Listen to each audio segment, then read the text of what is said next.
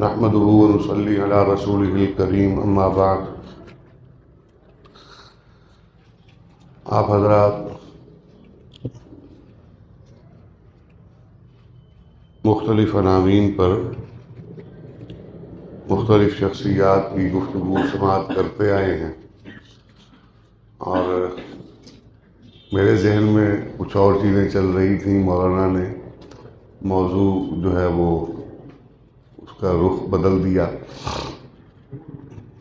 وہ ہے نا کہ قسمت کیا ہر ایک کو قسام ازل نے، جو شخص کے جس چیز کے قابل نظر آیا. بلبل کو دیا نالا تو پروانے کو جلنا، غم ہم کو دیا جو سب سے مشکل نظر آیا.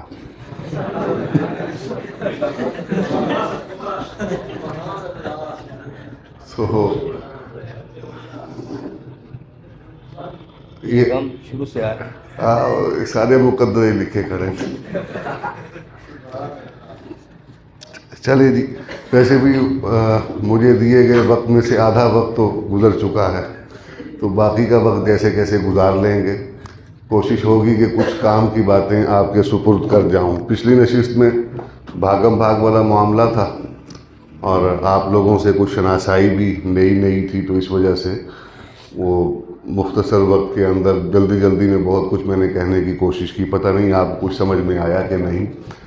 تو آج کی جو نشست ہے، اور اس میں بالخصوص تحریک مدح صحابہ کے حوالے سے مجلس احرار اسلام کا کردار، تو جس طرح کے ذکر بھی کر دیا کہ مدح صحابہ کے عنوان پر مجلس احرار اسلام نے تقسیم سے بہت قبل، زمانہ پوری طرح مجھے یاد نہیں، لیکن یہ آپ کو مل جائے گا. حیات امیر شریعت میں بھی مل جائے گا، کاروان احرار میں مل جائے گا. یہ کتابیں میرے خیال یہاں لائبریری میں موجود بھی ہوں گی. تاریخ احرار میں مل جائے گا. شورش کی کتابوں میں اس کے حوالے سے ذکر موجود ہے. تو اس تحریک کی بنیاد جو ہے وہ ایک واقعہ جو ہم نے پڑھا بھی سنا بھی بزرگوں سے، کہ امیر شریعت رحمۃ اللہ علیہ وہاں لکھنؤ کے علاقے میں تشریف لے گئے، تقریر فرما رہے تھے، اور دوران تقریر انہوں نے شیخین کریمین کی حوالے سے کچھ مدحیہ کلمات، تعریفی و توصیفی کلمات ارشاد فرمائے. تو ایک صاحب وہاں مجمع میں سے کھڑے ہو گئے، اور وہ لکھنؤ کا جو محاورہ ہے، گئی جی صاحب کیا غضب کرتے ہو، یہاں پر تو یہ جرم ہے. یعنی قانونی طور پر لکھنؤ کے روافظ نے انگریز حکومت سے یہ قانون بنوا لیا تھا کہ قدح صحابہ، یعنی صحابہ پر نقد کرنا یا ان کی تنقیص کرنا، یہ وہاں قانونی طور پر جائز تھا. اس کے لیے محافل منعقد کی جاتی تھیں، اور اس میں یہ کام کھلے بندوں کیا جاتا تھا. اور اس کے علی الرغم مدح صحابہ کی تعریف کرنا یہ جرم قرار دے دیا گیا تھا. وہ امیر شریف رحمۃ اللہ علیہ کے علم میں جب یہ بات یہاں پر یہ آئی، تو انہوں نے پھر یہ فیصلہ فرمایا کہ یہ تو ہمارے ہوتے ہوئے یہ سب کچھ ہو رہا ہے، اور یہ قانون بن چکا ہے. تو اس کی بنیاد پر وہاں پھر تحریک چلائی گئی، اور اس کی جو قانونی جد و جہد تھی، یہ ایک اپنے آپ میں خاصے کی بات ہے. احرار پر یہ بھی ایک طرح کا الزام لگایا جاتا ہے، ہمارا وہ طبقہ جو یہ کہتے ہیں جی کہ امیر شریعت رحمۃ اللہ علیہ نے شیعہ کو ساتھ ملا کر ہمارے لیے مسائل پیدا کر دیے ہیں، یہ بنیاد انہوں نے رکھی ہے، یوں کیا ہے یا کیا. تو وہ جو الزام ہے، اب اس کو اس حوالے سے دیکھنے کی ضرورت ہے کہ جن لوگوں کو انہوں نے ساتھ ملایا تھا، تو پہلی بنیادی بات تو یہ ہے، کسی کو اپنے موقف کے حق میں اپنے ساتھ کر لینا، یا کسی کے موقف کے حق میں اس کے ساتھ ہو جانا، یہ دو الگ الگ چیزیں ہیں. تو امیر شریعت رحمۃ اللہ علیہ اور ان کے رفقا نے ان حضرات کو، مولانا مظہر علی اظہر ہوں یا مظفر علی شمسی ہوں یا اسی قبیل کے دیگر افراد جو ان کے ساتھ رہے، ان کو اپنے موقف کے حق میں اپنے ساتھ ملایا ہے، ان سے اپنے لیے کام لیا ہے، نہ کہ ان کے لیے کام کیا. تو یہ مولوی مظہر علی اظہر جو تھے، یہ بار اطلاع تھے، یعنی وکیل تھے، اور بڑے وکیلوں میں شمار ہوتے تھے. اور شیعہ تھے، کھلے بندوں شیعہ تھے، اس میں کوئی ان کا وہ مطلب تقیے والا معاملہ نہیں تھا۔ تو مولوی مظہر علی اظہر صاحب کو یہ ذمہ داری دی گئی کہ اس ساری تحریک کو قانونی طور پر آپ نے لڑنا ہے، اور اس جو قانون ہے، اس کی جو تبدیلی ہے، اس کے اختتام تک کی محنت آپ کے سپرد ہے۔ تو عوامی سطح پر بڑے بڑے نام وہاں پر موجود ہیں لکھنؤ کی سطح میں، جس میں بہت ہی بلند اور سب سے جو جلی نام ہے مولانا عبدالشکور لکھنوی رحمۃ اللہ علیہ، جی ان کے حوالے سے یقیناً کچھ نہ کچھ آپ حضرات نے سنا ہوگا، پڑھا بھی ہوگا، اور یہاں جو حضرات تشریف لا رہے ہیں یقین ہے کہ انہوں نے کچھ نہ کچھ اس حوالے سے آپ کو بتایا ہوگا۔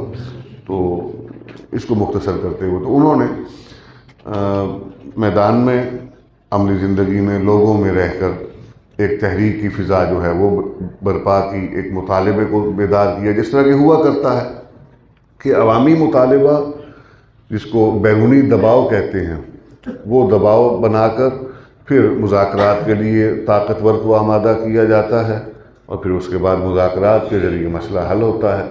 تو یوں مولوی مظہر علی اظہر جو تھے انہوں نے قانونی جنگ لڑی، جماعت کے ہی پلیٹ فارم سے، جماعت کے نمائندہ بلکہ ذمہ دار تھے، اور امیر شریعت رحمۃ اللہ علیہ اور ان کے دیگر رفقا جو تھے انہوں نے وہ زمین کو تپایا اور مطالبے کو زندہ رکھا اور اپنی جد و جہد کو عوامی میدان میں آگے بڑھایا۔ تو الحمدللہ جماعت کی محنت سے یہ مرحلہ مکمل ہوا، اور قدح صحابہ وہ جرم قرار پایا، اور مدح صحابہ جو ہے وہ قانونی طور پر جائز قرار دے دیا گیا۔ تو یہ الحمدللہ مجلس احرار اسلام کی تاریخ اور اس کے دامن میں ایک نمایاں کارنامہ ہے، اور یہ بھی بفضل اللہ تعالیٰ ہی ہے، مطلب کوئی اس میں کمال نہیں ہے۔ میں تو گزارش کیا کرتا ہوں کہ اللہ رب العزت نے جس دور میں جو کام لینا ہوتا ہے، جو کام کروانا ہوتا ہے، اس کام کے لیے لوگ خود پیدا فرماتے ہیں، اور ان لوگوں میں خوبیاں اور صلاحیتیں بھی خود ودیعت فرماتے ہیں۔ یعنی آپ غور کیجئے، امیر شریعت رحمۃ اللہ علیہ کے زمانے میں آپ کے ساتھ چلنے والے جو لوگ ہیں، ان کی پامردی، ان کی جرأت، ان کا ایثار، 10 سال، یعنی کہ ایک کارکن کی سطح کا آدمی ہے، جانباز مرزا غلام نبی، کوئی رہنما یا قائد نہیں ہے، کوئی لیڈر نہیں ہے، ایک کارکن کی سطح کا آدمی ہے، لکھنا پڑھنا کچھ جانتا ہے، نظمیں، شاعر تھے، نظمیں کہتے تھے، تحریکی نظمیں، انقلابی نظمیں۔ تو 17 سال کے قریب ان کی قید کا عرصہ بنتا ہے اس اکیلے آدمی کی۔ یہ کوئی آسان کام نہیں ہے اپنے گھر والوں کو چھوڑنا اور چھوڑ کر سب کچھ جو ہے قربان کر دینا عظیم مقاصد کے لیے۔ تو بنیادی چیز یہاں میں عرض کرتا چلوں، ساتھ ساتھ وہ باتیں بھی جو میں نے کچھ سوچی ہوئی تھی کہ آج آپ سے عرض کروں گا، وہ ضمناً آتی جائیں گی تو میں بتاتا بھی ساتھ ساتھ کہتا جاؤں گا۔ بنیادی چیز یہ ہے کہ ہمیں ایک کارکن کے طور پر کہہ لیں یا ایک مسلمان کے طور پر کہہ لیں، ہمیں اپنی زندگی کا مقصد طے کرنا ہے، اور مقاصد کے حوالے سے تو بہت واضح ہے، وہ جس شاعر نے بھی کہا کہ نگاہ بلند، سخن دل نواز، جاں پرسوز، یہی ہے رخت سفر میر کارواں کے لیے۔ تو اللہ تبارک و تعالیٰ نے ہمارے لیے جو مقصد زندگی متعین فرمایا ہے، ایک تو وہ ہے جو جس کو جنرل کہتے ہیں، عمومی، وَمَا خَلَقْتُ الْجِنَّ وَالْإِنسَ إِلَّا لِيَعْبُدُونَ، کہ تمام جن و انس کی تخلیق اسی مقصد کے لیے ہوئی ہے کہ اس کی بندگی کی جائے۔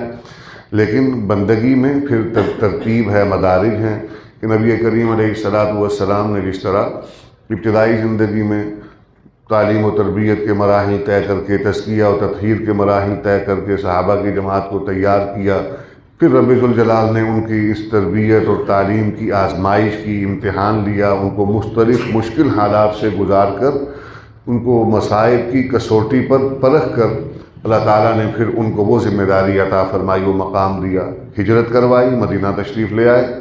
تو مقصد تو وہی ہے، لیکن اس کا درجہ بدل گیا، ترتیب تبدیل ہو گئی۔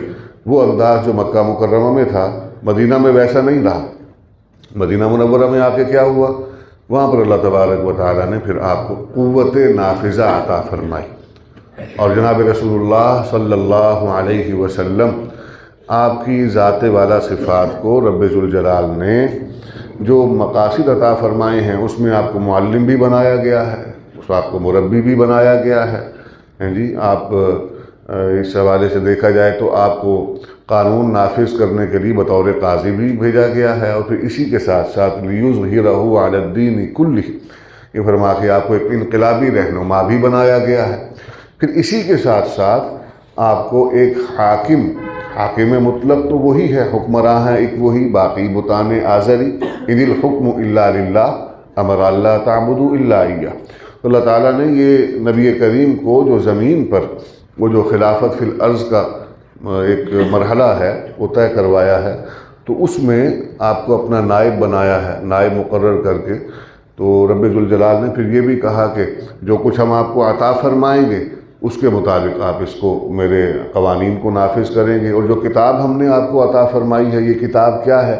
یہ صرف برکت والی کتاب نہیں ہے، یہ صرف مردے بخشوانے کے لیے نہیں آئی۔ انا انزلنا الیک الکتاب بالحق لتحکم بین الناس بما اراک اللہ، جی یہ کتاب حکومت ہے۔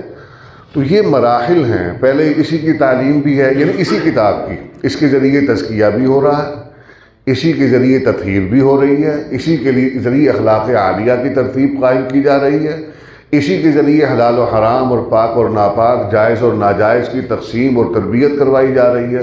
پھر اسی کتاب ہی کے ذریعے اللہ تعالیٰ ایک عالمی عالمگیر انقلاب برپا کروا رہے ہیں، اور آپ کو فرما رہے ہیں کہ یہ کتاب حکومت ہے۔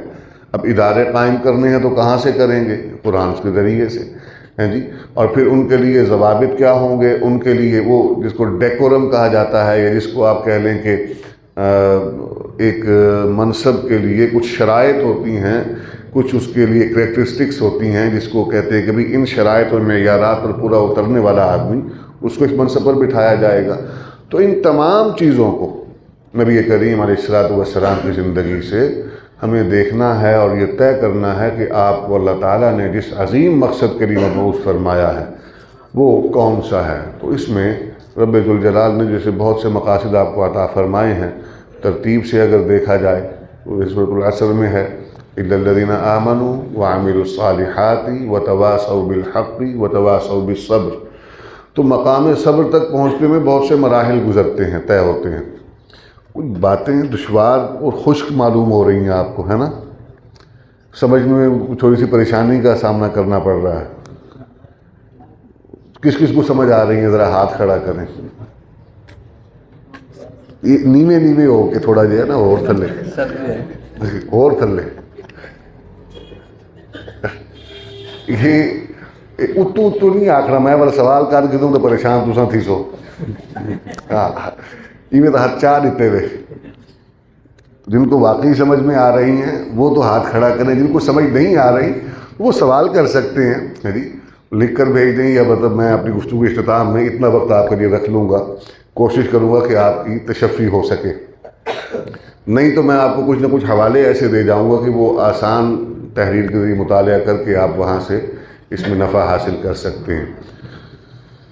تو کیا بات چل رہی تھی کہ مقصد، زندگی کا مقصد جو متعین کرنا ہے، اس کے لیے ہمیں وہ مقصد بلند، اس کو ٹاپ آف دا لسٹ جس کو کہتے ہیں نا کہ سب سے بلند، وہ اس کو رکھنا ہے، وہ ہے اقامت دین۔ نبی کریم علیہ الصلوۃ والسلام کی زندگی کے مقاصد میں، آپ کی محنت کے جو مقاصد ہیں اس کے اندر یہی عنوان سب سے نمایاں نظر آتا ہے کہ باقی سب اسی کے لیے تیاری کے مراحل ہیں۔ اور کائنات انسانی میں چونکہ اللہ تعالیٰ نے امن اور سکون کو اپنے احکام کے ذریعے اور اسی سے وابستہ کر دیا ہے، تو جب تک وہ جس طرح کہتے ہیں نا کہ سادہ لفظوں میں کہ اللہ کی زمین پر اللہ کا نظام، یعنی وہ خالق ہے تو وہی بہتر جانتا ہے کہ ہمارے لیے کیا بہتر ہے، وہی جانتا ہے کہ کیا صحیح ہے کیا ناصحیح ہے، وہی جانتا ہے کیا غلط ہے کیا درست ہے۔ تو ہمیں اعتماد اور یقین، جس طرح ہم کلمہ پڑھتے ہیں کہ خدا کو مانتے ہیں، تو جس طرح خدا کو مانتے ہیں بغیر کسی عقلی اور ظاہری دلیل کے، دلائل تو بعد میں قرائن کے ذریعے، اس مشاہدات کے ذریعے انسان اکٹھا کرتا ہے، یا عقلی اور فلسفیانہ منہ شگافیوں کے ذریعے سے، لیکن جو ماننے کا مرحلہ ہے وہاں پر سوال کہاں ہے، مطلب کہاں عقلی موشگافیاں؟ ابو بکر صدیق کو اس حوالے سے اگر دیکھا جائے تو آپ نے تو وہ سارا جو معراج کا عمل ہے جب مکمل ہوا اور رسول اللہ واپس تشریف لائے تو ابو جہل بہت خوش تھا اس اعتبار سے کہ آج ابو بکر کے لیے میں نے مشکل پیدا کر دینی۔ کیوں؟ اس لیے کہ جب عقلی سوال پیدا کیا جائے گا، سوال کھڑا کیا جائے گا تو ابو بکر یقیناً لاجواب ہوں گے کہ یہ کیسے ممکن ہے۔ یعنی آج کے سائنسی دور میں بھی معجزات ہوتا تو وہی ہے کہ جس میں عقل عاجز آ جائے، وہ چاہے آج کا دور ہو یا 1500 برس پہلے کا ہو۔ آج آپ جتنا بھی اس کو یہ سائنسی استدلال کے ذریعے سے ثابت کرنے کی کوشش کریں کہ یہ آج یہ اسپیس کرافٹ کے ذریعے لوگ فضا میں جا رہے ہیں، خلا کا سفر کر رہے ہیں اور نوری سالوں کی پیمائش کر دی گئی ہے کہ اتنے سالوں میں مریخ تک پہنچا جا سکتا ہے، پھر آگے جایا جا سکتا ہے، تو یہ بھی کسی نہ کسی ذریعے کا پابند ہے نا۔ تو اللہ کے نبی صلی اللہ علیہ وسلم کو تو اللہ تعالیٰ نے اپنی طرف سے ایک سواری بھجوائی ہے اور کوئی ایسا ذریعہ نہیں ہے، اور پھر وقت کی جو مدت مقرر کی گئی ہے اس کے حوالے سے اس کو آج بھی نہیں سمجھا جا سکتا۔ وہاں پر عقل آج بھی عاجز ہے کہ یہ کیسے ممکن ہے۔ تو اس دور میں تو ایسی کوئی چیز بھی نہیں تھی، نہ کوئی سائنسی ترقی اتنی تھی۔ تو ابو جہل جو تھا اس نے دوڑا سیدنا ابو بکر صدیق سے جا کے یہی کہا۔ ان کو بڑی تکلیف تھی، پریشانی اس بات کی تھی کہ علی المرتضیٰ ایمان لے آئے ہیں تو ایک بچے ہیں، معصوم بچے ہیں، ان کا ایمان لانا معاشرے پر کوئی اتنا اثر نہیں رکھتا۔ خدیجہ الکبریٰ ایمان لے کر آئی ہیں تو وہ بیوی ہیں رسول اللہ کی اور ایک عورت ہیں، عورت کا معاشرے میں کتنا ہی بلند مقام کیوں نہ ہو پھر بھی وہ حیثیت نہیں ہوتی ہر معاشرے میں، وہ تو قبائلی دور تھا۔ اور زید بن حارثہ ہیں تو یہ غلام ہیں، تو غلام منصب کے اعتبار سے سماجی سوشل سٹیٹس جس کو کہتے ہیں کہ معاشرتی مقام اور منصب، وہ ایک جس طرح ایک صاحب حیثیت ہوتا ہے، صاحب اقتدار ہوتے ہیں، جیسے قبائل کے بڑے ہوتے ہیں، سردار ہوتے ہیں، تو ان کا ایک مقام ہوتا ہے، اور ایک عام گلی محلے میں کام کرنے والا بہتر ہوتا ہے آج کے دور میں سمجھنے کے لیے۔ ہیں تو دونوں ہی انسان، اللہ نے تو دونوں کو برابر ہی بنایا ہے، لیکن معاشرے کے اندر ایک درجہ بندی ہے، طبقات ہیں جو قائم ہو چکے ہیں، اور انہی طبقات کے حوالے سے ہی چیزوں کو دیکھا جاتا ہے، معاملات کو دیکھا جاتا ہے۔ تو ابو بکر صدیق معاشرے کے ایک صاحب حیثیت فرد تھے، مالی اعتبار سے بھی، معاشی اعتبار سے، اور اس میں خصوصیات اور اوصاف کے اعتبار سے، کمالات کے اعتبار سے، اور قبائل کی جو ذمہ داریاں اور سرداریاں ہیں اس کے اعتبار سے بھی بڑے لوگوں میں شمار ہوتے تھے، اور ان کے اسلام قبول کرنے سے بڑی تکلیف تھی۔ دارالندوہ کے جتنے بھی بڑے بڑے یہ تھنک ٹینک کے شرکاء تھے بہت پریشان تھے۔ تو کیا ان کو سوال کہاں پر ملا کہ جب معراج سے واپسی ہوئی تو بھاگے گئے ابو بکر کے پاس کہ وہ تمہیں پتہ چلا کہ کوئی یہ کہہ رہا ہے کوئی آدمی کہ میں نے ایک ہی رات کے اتنے سے حصے میں یہ سارا سفر کیا ہے اور مذاکرات بھی کیے ہیں، مکالمہ بھی ہوا ہے اللہ سے، اور وہ سفر کر کے واپس بھی آئے ہیں، تو رات کا کچھ حصہ صرف ہوا ہے۔ یہ بات ماننے والی ہے، عقل میں آتی ہے۔ تو ابو بکر صدیق نے کیا جواب دیا تھا؟ یہ چھوڑو، یہ بتاؤ کہا کس نے ہے؟ یعنی جب ایمان کی بات آتی ہے، عقل، تو جس طرح اللہ کی ذات اور اس کی تمام تر تخلیق اور اس کی قدرت اور اوصاف کے حوالے سے ہم بغیر کسی دلیل کے، بغیر کسی عقلی موشگافی کے اس کی ذات اور قدرت کو، کمالات کو مانتے اور تسلیم کرتے ہیں، تو جب وہ ہمارے لیے ایک نظام عطا فرماتا ہے تو وہاں پر ہمیں پھر عقلی موشگافیوں کی ضرورت باقی رہتی ہے۔ وہاں پر بھی اسی حوالے سے ہے نا، سب در بند کرنے پڑیں گے کہ اگر کسی نظام میں انسان کے لیے نفع ہے وہ صرف اور صرف اسی کا عطا کرتا ہے، وہ آئلی زندگی کے لیے ہو، اجتماعی زندگی کے لیے ہو، اقتصادی معاملات کے لیے ہو، کہ انسان کی زندگی کے کسی بھی شعبے کے لیے ہو، انفرادی اور اجتماعی تمام شعبہ جات کو سامنے رکھ کر۔ تو وہی تعلیم اور وہی تقسیم اور وہی ترتیب جو اس نے عطا فرمائی ہے وہی کارآمد ہے، وہی نفع مند ہے۔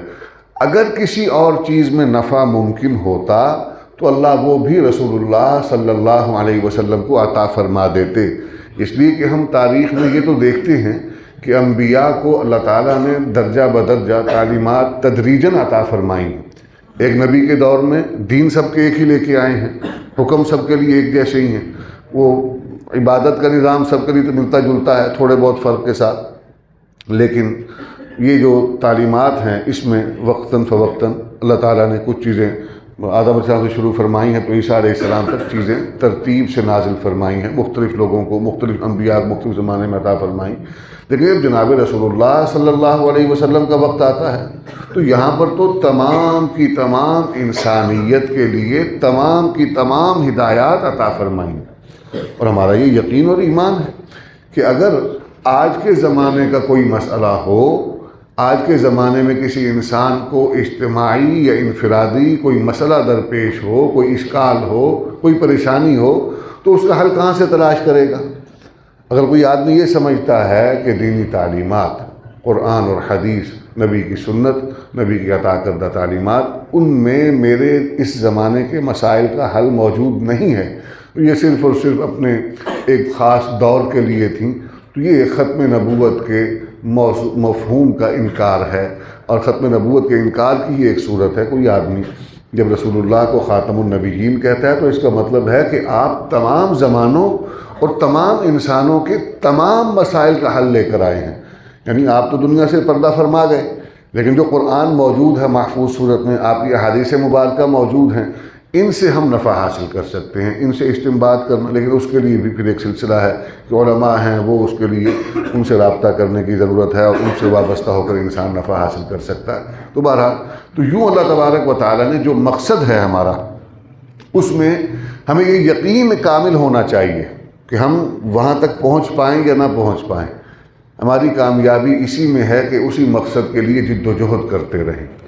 مقصد کا تعین حالات کے مطابق نہیں ہونا ہے، مقصد کا تعین تعلیمات کے مطابق ہونا ہے۔ سمجھ آ رہی؟ تو اپنی عملی زندگی کے ابتدا میں اگر آپ مقصد کی ترتیب اور مقصد متعین کر لیں گے تو عملی زندگی میں پھر پریشانی کا سامنا نہیں ہوگا۔ باقی جزوی تبدیلیاں ہوتی رہتی ہیں، حالات بدلے ہیں، جس طرح ہمارے بزرگوں میں قریب کی بات کرتا ہوں، پیچھے نہیں جاتا زیادہ، میں عام طور پر یہ ساتھیوں کو مثال دیا بھی کرتا ہوں کہ مولانا الیاس رحمۃ اللہ علیہ کو دیکھتے ہیں ہم کہ مولانا رحمۃ اللہ علیہ نے ایک نئے کام کی ابتدا رکھی، یعنی یہ آپ سمجھ رہے ہیں میں کس کی بات کر رہا ہوں؟ کون سا؟ بانی دعوت و تبلیغ تو ہیں، کام کون سا؟ یعنی دعوت و تبلیغ کا جو کام تھا، جس انداز میں انہوں نے اس کا آغاز فرمایا، کیا اس سے پہلے اس انداز میں ہو رہا تھا؟ تو ضرورت کے تحت، حالات کے پیش نظر انہوں نے بظاہر ایک نئے کام کی بنیاد رکھی۔ آج بہت سے ساتھی ہمارے جو ہیں نا، جس وقت کسی بھی نئے کام کو ہوتا ہوا دیکھتے ہیں، بالخصوص کسی دینی تنظیم کی طرف سے، تو وہ یہ سوالات پیدا ہوتے ہیں، ساتھی پوچھتے بھی ہیں اور یہ فتوے بھی لگتے رہتے ہیں، یہ اکابر کے طریقے سے ہٹ گئے ہیں۔ ہوتا ہے نا کہ یہ اکابر کے طریقے سے ہٹ گئے ہیں، یہ روایت کو چھوڑ چکے ہیں۔ تو ضرورت کے تحت اگر جزوی طور پر کسی عمل کو اختیار کر لیا جائے تو اس کا مطلب یہ نہیں ہوتا کہ آدمی اپنے مقصد سے روگردانی کر گیا۔ ہاں، اس میں اختلاف ہو سکتا ہے، آراء کا اختلاف ہو سکتا ہے، اور آپ نے یقیناً پڑھا بھی ہوگا کہ علماء کے اختلاف میں اخلاص جو ہے وہ نفی نہیں ہوتا، وہ اخلاص کی بنیاد پر ہی کرتے ہیں جس چیز کو وہ حق سمجھتے ہیں۔ کیا صحابہ میں اختلاف نہیں ہوا؟ اختلاف رائے صحابہ میں موجود ہے، اخلاص کی بنیاد پر موجود ہے۔ تو اس میں ایک اور بات عرض کرتا چلوں، حضرت شیخ الحدیث رحمۃ اللہ علیہ نے غالباً یہاں پر یہ لکھا ہے کہ جہاں پر دو بڑی شخصیات میں اختلاف ہو جائے تو وہاں ان کے متعلقین کے لیے کیا طرز عمل جو ہے وہ اختیار کرنا چاہیے ان کو، وہ کیا اس کو لازم ہے۔ تو اس میں دو باتیں انہوں نے غالباً لکھی ہیں، کسی دور میں پڑھا تھا، مجھے پوری طرح یاد نہیں، غالباً جو ان کا سیاست کے حوالے سے کوئی رسالہ ہے اس کے اندر انہوں نے یہ بات نقل فرمائی ہے۔ تو اس میں یہ فرماتے ہیں کہ جب ایک فرد کسی بھی شخصیت کے ساتھ وابستہ ہوتا ہے تو جزوی طور پر رائے کا اختلاف قائم ہو جانے پر اس آدمی کے لیے بہتر تو یہی ہے کہ جس شخصیت کے ساتھ وابستہ ہے اسی کی رائے کو پہلے سمجھ لے اور پھر ان کے ساتھ وابستہ رہے۔ اگر ذہن نہیں مانتا، اختلاف ہوتا ہے، تو پھر دونوں کی آراء ان میں موازنہ کر کے جس رائے کو بہتر سمجھتا ہے اس کو اختیار کر لے، لیکن اس میں بھی دوسرے کی تنقیص کرنا، توہین کرنا، اس کی اجازت نہیں ہے۔ یعنی اس قسم کے معاملات میں جو ہم مسلمانوں کے آپسی اختلافات کی بات آ جاتی ہے تو ہوتا ہے، اختلافات آج بھی ہیں، آج تو بلکہ بہت زیادہ ہے، یعنی اتنی تقسیم ہو چکی ہے ہمارے ہاں۔ آپ یہ غور فرمائیے اگر کہ کسی دور میں صرف ہم مذہب کی بنیاد پر تقسیم ہوئے کہ احناف، شوافع، مالکیہ، حنابلہ، وقت گزرنے کے ساتھ ساتھ پھر علاقائی اعتبار سے اس میں مزید تقسیم ہوتی گئی۔ احناف میں ہمارے بر صغیر کے اندر دیوبندی، بریلوی، اور اہل سنت والجماعت میں پھر غیر مقلدین جو اپنے آپ کو اہل حدیث کہتے ہیں۔ پھر اس میں مزید آگے تقسیم کے مراحل، اب دیوبندیوں کے اندر مطلب چھوٹے چھوٹے فروعی مسائل میں اختلافات پائے جاتے ہیں کہ نہیں پائے جاتے؟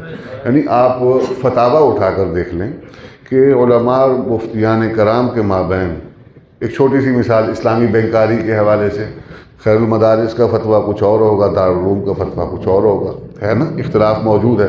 اب اس بنیاد پر الگ الگ کر لیا جائے تو جزوی طور پر دونوں کے ہاں اخلاص موجود ہے، اس کی نفی نہیں کرتے، علمیت اپنی جگہ پر، دلائل اپنے اپنے ہیں۔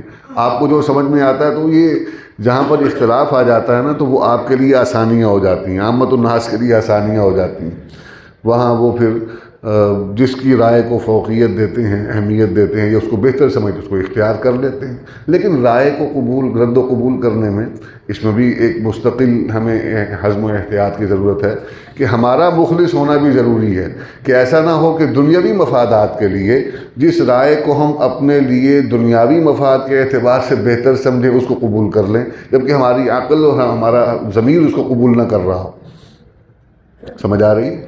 یعنی ایک آدمی وہ اسلامی بینکاری کے نظام کو اس لیے قبول کر رہا ہے کہ اس سے مجھے دنیاوی فائدہ ہوگا، اس لیے نہیں کہ وہ اس رائے سے، ان کے دلائل سے متفق ہے۔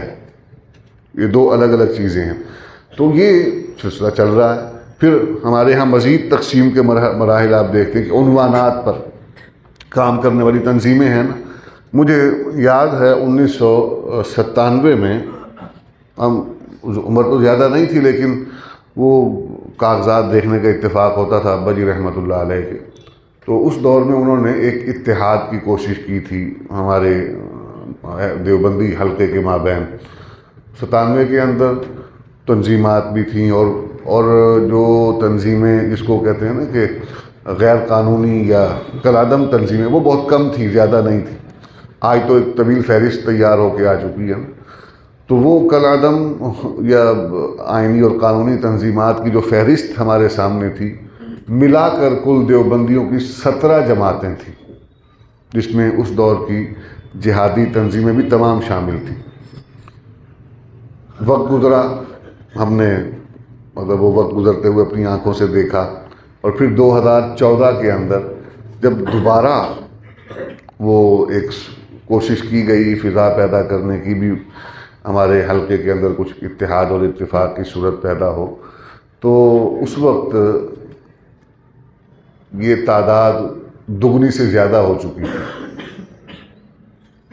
یعنی جو مجھے یاد ہیں 2014 میں جو فہرستیں ہم نے اکٹھی کی، اور وہ جن کو ہم نے دعوت دی، بہت سی اس میں سے چھوڑ بھی دیں، وجوہات اس کی اور تھیں، افراد بہت سے اس میں چھوڑ دیے گئے کہ ان کو نہیں بلایا جائے گا، اس کے اسباب تھے، وہ اس وقت میں ذکر نہیں ہو سکتے۔ تو وہ جو تمام کی تمام تنظیمات تھیں، وہ تھیں جس میں سے بہت سی کالعدم ہم نے نکال دی تھی۔ تو تقریباً 40 سے 42 یا 43 کے قریب صرف دیوبندی مسلک کی تنظیمیں تھیں جو مختلف عنوانات پر کام کر رہی تھیں، مختلف عنوانات پر۔ یہ تقسیم در تقسیم ہوتی ہے۔ اب خوش گمانی تو یہی ہے کہ بھئی سب نے اخلاص کی بنیاد پر کیا ہے، لیکن اس میں ہمارے لیے کیا لائحہ عمل ہے، ہمارے لیے کیا اس میں سبق ہے کہ رائے قائم کرنے کے لیے پہلے تحقیق کی جائے اور نقطہ نظر کو جانا جائے، صرف خوشنما عنوانات کے پیچھے نہیں بھاگنا چاہیے۔ مکمل تحقیق کریں اور پھر اس کے بعد کسی بھی صف میں آپ نے جانا ہے، راستے سب کے لیے کھلے ہیں، لیکن بہتر یہی ہے کہ پہلے تحقیق کر کے بہتر انداز میں اپنے لیے راہ کا تعین کیا جائے۔ تو اللہ تبارک و تعالیٰ نے ہمارے لیے جو مقاصد کی ترتیب ہے اس میں جزوی طور پر تو اختلافات رہتے ہیں۔ مولانا الیاس رحمۃ اللہ نے ایک کام کا آغاز کیا تھا تو اس میں انہوں نے نیا کام کیا، اس سے پہلے وہ کام اس انداز میں نہیں ہو رہا تھا۔ آگے چلے آئیے، حضرت امیر شریعت رحمۃ اللہ علیہ اور ان کی جماعت مجلس احرار اسلام، انہوں نے جس انداز میں عقیدہ ختم نبوت کے تحفظ کے لیے جد و جہد کی ہے، کیا اس سے پہلے اس انداز میں کام ہو رہا تھا؟ نہیں ہو رہا تھا۔ تو یہ بھی اپنے آپ میں ایک نیا کام تھا، لیکن ضرورت کے پیش نظر اس کو اختیار کیا گیا۔ تو ضرورت اور حالات دونوں چیزیں، ایک ہے کہ اگر میرے پاس قوت نافذہ ہو تو کیا میں مطالبہ کروں گا؟ کیا ابو بکر صدیق رضی اللہ تعالیٰ عنہ نے مطالبہ کیا تھا مانعین زکوٰۃ کے حوالے سے کہ میں مطالبہ کرتا ہوں، میں احتجاج کروں گا، تمہارے دروازے پر آ کر یہاں دھرنا دوں گا، ہڑتال کروں گا کہ تم زکوٰۃ ادا کرو؟ ایسا کچھ ہوا اس دور میں؟ نہیں ہوا نا۔ کیوں؟ قوت نافذہ موجود تھی، حکماً ان سے وصول کیا گیا اور زور دے کر قانون شریعت کو نافذ کیا گیا، قوت تھی تو نافذ ہوا۔ تو اسی طرح حالات جب بدلے ہیں تو ہمارے اس زمانے میں برصغیر جو ہمارے بزرگوں نے کام کیا تو قوت نافذہ نہیں تھی، بلکہ اس وقت تو حضرت نانوتوی رحمۃ اللہ علیہ، گنگوہی رحمۃ اللہ علیہ اور شیخ الہند رحمہم اللہ تعالیٰ، ان حضرات نے یہ ایک معروضی حالات میں کہ آج حالات اس طرح کے نہیں ہیں کہ میدان جہاد میں نکلا جائے، نہ ہمارے پاس اتنی قوت ہے، نہ وسائل ہیں، اور نہ ہی ہم اس حوالے سے وہ افرادی اور احوال کے حوالے سے جو ہے قوت مجتمع رکھتے ہیں کہ ان کا مقابلہ اور سامنا کر سکیں۔ تو انہوں نے پھر یہ فیصلہ کیا کہ آج ہمیں تعلیمی اداروں پر محنت کرنے کی ضرورت ہے کہ ایسی کھیپ تیار کی جائے جو آنے والے وقت میں جو مکمل مسلح ہو، کس چیز سے؟ اسی تربیت سے جو اللہ کے نبی صلی اللہ علیہ وسلم نے صحابہ کی فرمائی، اسی تعلیم سے جو نبی کریم نے صحابہ کو عطا فرمائی۔ تو اس کے لیے مدارس کا ایک سلسلہ وہ قائم کیا گیا۔ اس سے پہلے اس انداز میں مدارس کہاں تھے؟ تو ہر کام اپنی کوئی نہ کوئی وہ خشت اول رکھتا ہے، کہیں سے اس کا آغاز ہوا ہے۔ تو ضرورت کے تحت ہم جزوی طور پر ضرورت کے تحت اپنے حالات کے مطابق بعض اقدام کرتے رہتے ہیں، اور ضرورت جب پوری ہو جائے تو ان میں تبدیلی بھی ضروری ہوتی ہے۔ سمجھ آ رہی ہے؟ پانی آپ نے پینا ہے، پیاس لگی ہوئی ہے، کتنے گلاس پانی پی لیں گے؟ جب تک پیاس ہے تب تک پانی پئیں گے نا۔ اور اگر آپ کہیں کہ نہیں یہ مسلسل عمل ہوتے رہنا چاہیے، پھر کیا ہوگا؟ کوئی بندہ آپ کا منہ پکڑے اور پائپ اس میں فٹ کر دے کہ پچھو وائن کے موٹر کا بٹن دیکھتے تلے کر چھوڑے، بل کیا تھی سی بھائی، پیٹ پھول جائے گا تمہارا، بیمار پڑ جاؤ گے، تمہارے گردوں میں پانی پڑ جائے گا، پھیپھڑے تباہ ہو جائیں گے، سارا نظام برباد ہو جائے گا۔ ضرورت جب تک ہے تب تک عمل ہونا چاہیے، جب ضرورت مکمل ہو جائے پھر اگر آپ وہی کام کرتے رہیں گے تو پھر یہی کچھ ہی ہوگا، پھر گردے بھی خراب ہو سکتے ہیں، پھیپھڑے بھی برباد ہو سکتے ہیں۔ تو ضرورت کے تحت وقت کی جو ضرورت ہے اس کے مطابق عمل کی تبدیلی اور اپنے احوال کو سامنے رکھتے ہوئے بساط پر جو کوشش ہم کر سکتے ہیں اس میں یہ ہمارے لیے البتہ یہ ایک امتحان ہوتا ہے کہ ہم اپنی وسعت کے مطابق، وسعت کا بھی ایک دائرہ ہوتا ہے نا، تو ہم نے دائرے کی پچھلی صفوں میں رہنا ہے یا مقدمۃ الجیش بن کے لڑنا ہے جی؟ یہ ہمارے اختیار میں ہے، ہماری قوت میں، ہم اپنی مرضی اور خواہش سے یہ کر سکتے ہیں۔ تو وہ لوگ جو مقدمۃ الجیش ہوتے ہیں وہ ذرا تھوڑے سے نمایاں زیادہ ہوتے ہیں اور ان کا نام بھی ہوتا ہے، تو پچھلی صفوں والے وہ خواہش تو بہت کرتے ہیں کہ یار کاش ہمارا بھی ایسا نام ہو۔ تو وہ کہتے ہیں نا کہ شمشیر پدر خواہی تو بازوئے پدر آور جی۔ تو اگر وہ ویسا نام کمانا چاہتے ہو تو پھر اس جگہ پر جا کے لڑنا بھی پڑے گا، پھر اس صف میں کھڑا ہونا پڑے گا، پھر جو مصیبتیں، صعوبتیں، مشقتیں وہ برداشت کریں، وہ سب برداشت بھی کرنی پڑیں گی۔ تو یہ ہماری عملی زندگی میں، تو عرض یہ کر رہا تھا کہ جزوی طور پر ان تمام کے مقاصد جو تھے وہ یہ نہیں تھے جو وہ کر رہے تھے، یہ جزوی اور عارضی معروضی حالات میں انہوں نے جو لاہ عمل اختیار کیا، اس کا مقصد بلند جو تھا، جس کو کہتے ہیں اٹموسٹ، یا جو وہ آخری جو اس کا مقصد تھا، جو آخری نتیجہ اس کا نکالتے تھے، وہ یہی تھا کہ اس کے ذریعے ہم نے اقامت دین کرنی ہے، یعنی دینی احکام کے نفاذ کے لیے قوت حاصل کرنی ہے۔ تو یہ تمام اس کے لیے یہ شاخیں تھیں جو جا کر وہیں پر اس روٹ سے، اس اصل سے جا کے مل جاتی ہیں۔ تو ہمیں بھی اپنی زندگی کا مقصد وہ طے کرنا ہے، اور اسی کے لیے جہاں کہیں بھی کام کا موقع ملے، جہاں کہیں گفتگو کا موقع ملے، آپ میں سے بہت سے دوست، بہت سے ساتھی جو ہیں وہ گفتگو کا ہنر جانتے ہوں گے، بہت سے دوستوں کو تحریر کے اندر ملکہ حاصل ہوگا، جی گفتگو کے اندر بھی مختلف انداز ہوتے ہیں، کوئی گفتگو ہوتی ہے جو درس و تدریس کے ماحول میں ہے، کوئی گفتگو جو ہے وہ وعظ و تبلیغ کے ماحول میں ہے، کوئی گفتگو جو ہے وہ خطیبانہ انداز میں ہے۔ ہر ایک کا اپنا اپنا وہ ایک انداز ہوتا ہے گفتگو کا، الفاظ کا چناؤ، جملے، اور اس کے ساتھ ساتھ آواز کا زیر و بم، اتار چڑھاؤ، یہ سب چیزیں الگ الگ ہیں۔ تو ضروری نہیں ہوتا کہ جو آدمی مذاکرات کے میدان میں گفتگو کرنے کا ہنر جانتا ہو وہ سر ممبر بھی ویسا ہی ایک عظیم الشان خطیب بھی ہو، ایسا ضروری نہیں ہوتا۔ تو اس میں آپ کے لیے مطلب نوجوان میرے جو ساتھی، جو بھائی ہیں، جو جاگ رہے ہیں، جو سوئے ہوئے ہیں، ان کے لیے نہیں ہے، ان کو اگر آپ چاہیں تو بعد میں بتا دیں گے۔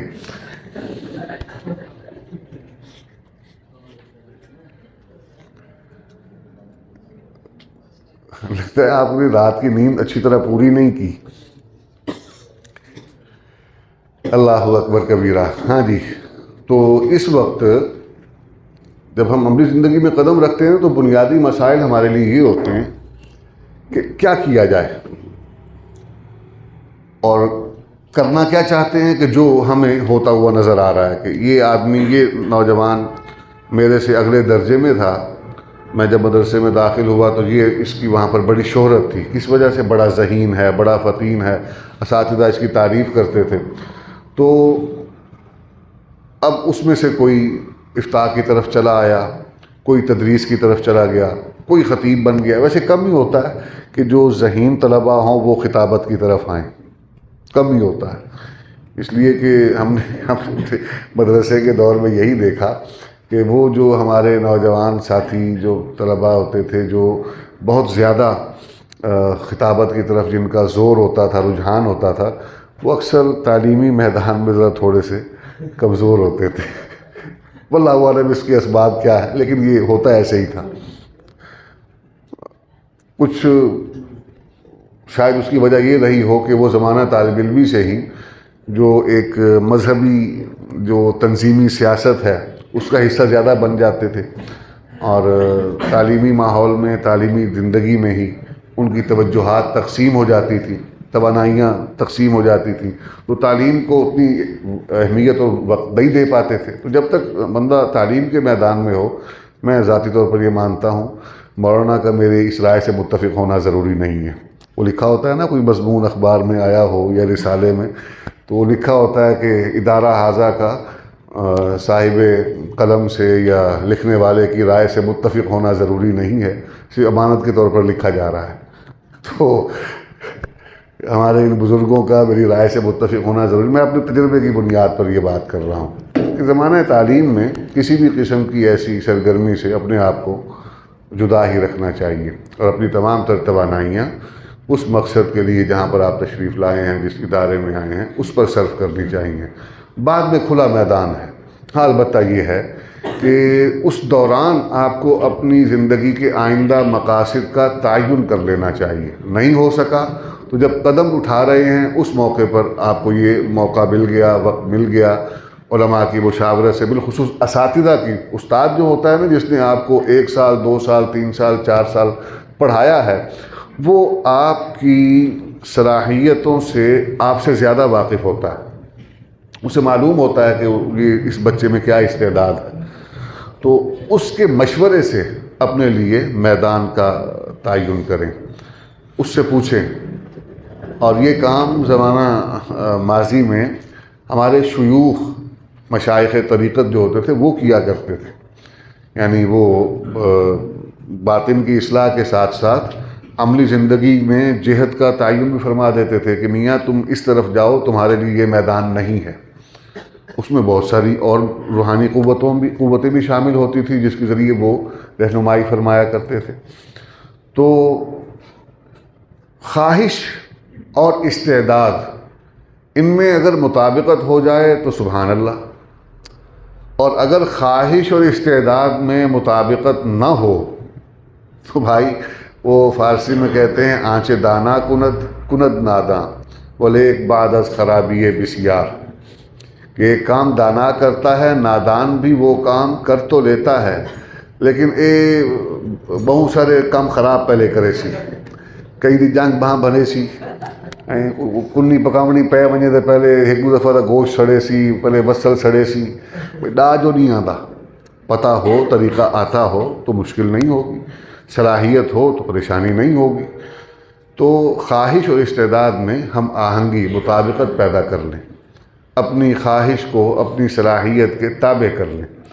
خواہش تو ہوگی آپ کو کہ یار یہ میرا جو ساتھی ہے نا اس کی بڑی پذیرائی ہے تو میں بھی یہی بنوں گا.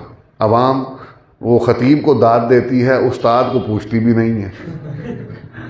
حقیقت ہے نا، کیوں بننا چاہتے ہیں ہم؟ وہ سارے جو چوکھے جڑے اخلاص ہے نیت نال دین کی خدمت کرنا چاہتے ہیں، جڑے خطبہ بن دے. صرف اور صرف پذیرائی انسان ہے، نفس اس کے ساتھ ہے. تو 90% اسی خواہش میں. وہ آج ماشاءاللہ خطابت ہم نے اپنے بچپن میں کہیں یہ دورہ خطابت و نقابت نہیں دیکھا تھا، لیکن آج بھرمار ہے. ضرورت ہے شاید آپ. سبحان اللہ سبحان اللہ. میں ہاتھ بدھی بیٹھا صحیح، میں تو پہلے آ کے متفق ہونا ضروری نہیں.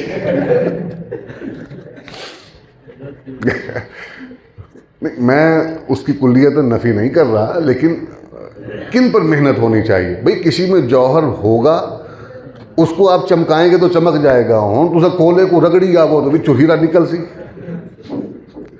جس میں جوہر ہی نہ ہو اس پر محنت کرنا ہی فضول ہے. وہ جس مقصد کے لیے اللہ نے اس کو بنایا ہے، من عرف نفسہ فقد عرف ربہ. اپنے آپ کو پہچاننا ہے، خود شناسی. ایک ہے خود ستائی کہ میں اپنے متعلق ایسی چیزوں کو جو میرے بس میں نہیں ہیں میں کر گنسا صحیح. یقین ہونا اچھی بات ہے، لیکن غیر ضروری اعتماد اور یقین یہ بے وقوفی کی علامت ہوتی ہے.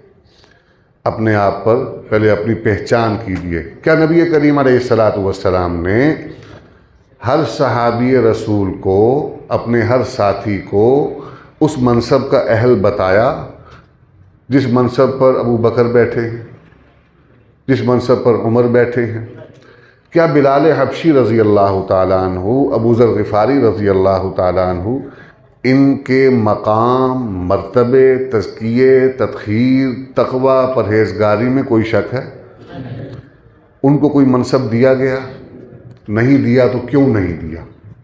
کیا نبی کریم نے یہ نہیں فرمایا خیارکم فی الجاہلیت خیارکم فی الاسلام، کہ جو زمانہ قبل از اسلام جتنی خوبیوں اور صلاحیتوں کا حامل تھا، جس منصب پر موجود تھا، اسلام قبول کرنے کے بعد بھی اس کی صلاحیتوں کی بنیاد پر اس کے لیے منصب کا تعین ہوگا، استعداد کی بنیاد پر اس کے لیے منصب کا تعین ہوگا. تو یہ دین کی تعلیمات ہیں.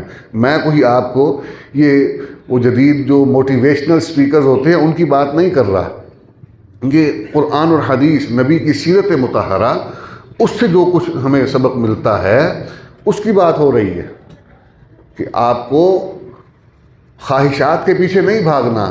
جو آدمی خواہش کے پیچھے، اب دیکھیں نا، ہم ایک آدمی دنیا کا حریص اور لالچی ہو، جو دنیا کے لیے، دنیا کی مال و دولت کے لیے، کوٹھی بنگلے اور کار کے لیے بھاگتا ہو، اس کو تو ہم قرآن کی آیتیں پڑھ کے سن افرأیت من اتخذ الہہ ہوا. اور جو آدمی، بس کروں اچھا بعد میں دیکھ لیتے ہیں. جو آدمی دینی میدان میں کام کر رہا ہے اور اپنی صلاحیتوں سے صرف نظر کرتے ہوئے خواہش کی اتباع کر رہا ہے، اس کو نہیں سنانا چاہیے افرأیت من اتخذ الہہ ہوا؟ کوئی سمجھ آ رہی ہے؟ تو ہمیں خواہشات کی اتباع نہیں کرنی عملی زندگی میں. خواہش اور استعداد کو ہم آہنگ کیجئے، مطابقت پیدا کیجئے، تو ہمیں آج بہت سی آسانیاں ہمارے لیے ہو جائیں گی. ہمارے بزرگوں میں یعنی آپ پڑھ کے آئے ہیں یہ سارا کچھ، جو فنون کے ائمہ گزرے ہیں، اگر وہ یہ کہتے کہ نہیں عزت تو ملتی ہے حدیث پڑھانے والے کو، تو فنون کا کام کون کرتا؟ سمجھ آ رہی؟ تو ہر آدمی کا اپنا مقام ہے. نورانی قاعدہ پڑھانے والا جو ہے، اس سے لے کر وہ جو سبحان اللہ و بحمدہ سبحان اللہ العظیم تک کا جو آپ کا سفر ہے، یہ اس میں ہر ایک کی اپنی اپنی کنٹریبیوشن اس کو کہتے ہیں، اپنا اپنا حصہ ہے سب کا. آپ اس کو نہیں چھوڑ سکتے جس نے آپ کو الف با تا سا پڑھانا سکھایا تھا، اس کا اپنا حصہ ہے، اور اس کی اہمیت سے مطلب روگردانی بھی نہیں کی جا سکتی. کیسے فراموش کر سکتے ہیں اس کو؟ اگر وہ پہلی بنیاد آپ کو مہیا نہ کرتا تو یہاں تک آپ کیسے پہنچتے؟ ٹھیک ہے نا؟ تو کوئی بھی کام میرے بھائی وہ غیر اہم نہیں ہوتا. ہم دنیاوی مقاصد جب ہمارے پیش نظر ہوتے ہیں نا، مفادات جب پیش نظر ہوتے ہیں، تو پھر ہم یہ کیٹیگری بنا لیتے ہیں کہ اے ہلکا کام میں تو اے ودیا کام میں.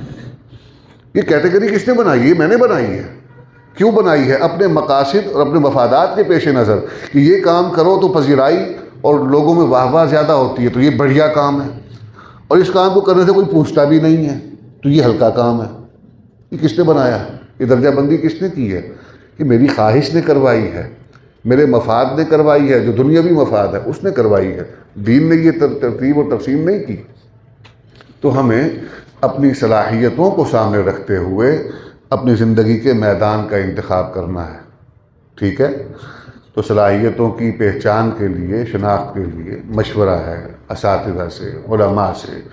آپ مطلب بڑا آسان عمل استخارہ کریں. وہ نبی کریم علیہ الصلاۃ والسلام تو یعنی خرید و فروخت کرنے کے لیے جا رہے ہیں تو اللہم اغفر لی واختر لی، ہے کہ نہیں حدیث مبارکہ میں؟ جہاں پر آدمی خرید و فروخت کرنے جا رہے ہیں کہ اللہ سے مشورہ کیا جا رہا ہے کہ مولا جو میرے لیے بہتر ہے وہ اس کا معاملہ طے کروا دے. تو زندگی کے اتنے بڑے بڑے قدم اٹھاتے ہوئے اللہ سے مشورہ نہیں کرتے، ہم اس سے دعا اور توفیق نہیں مانگتے.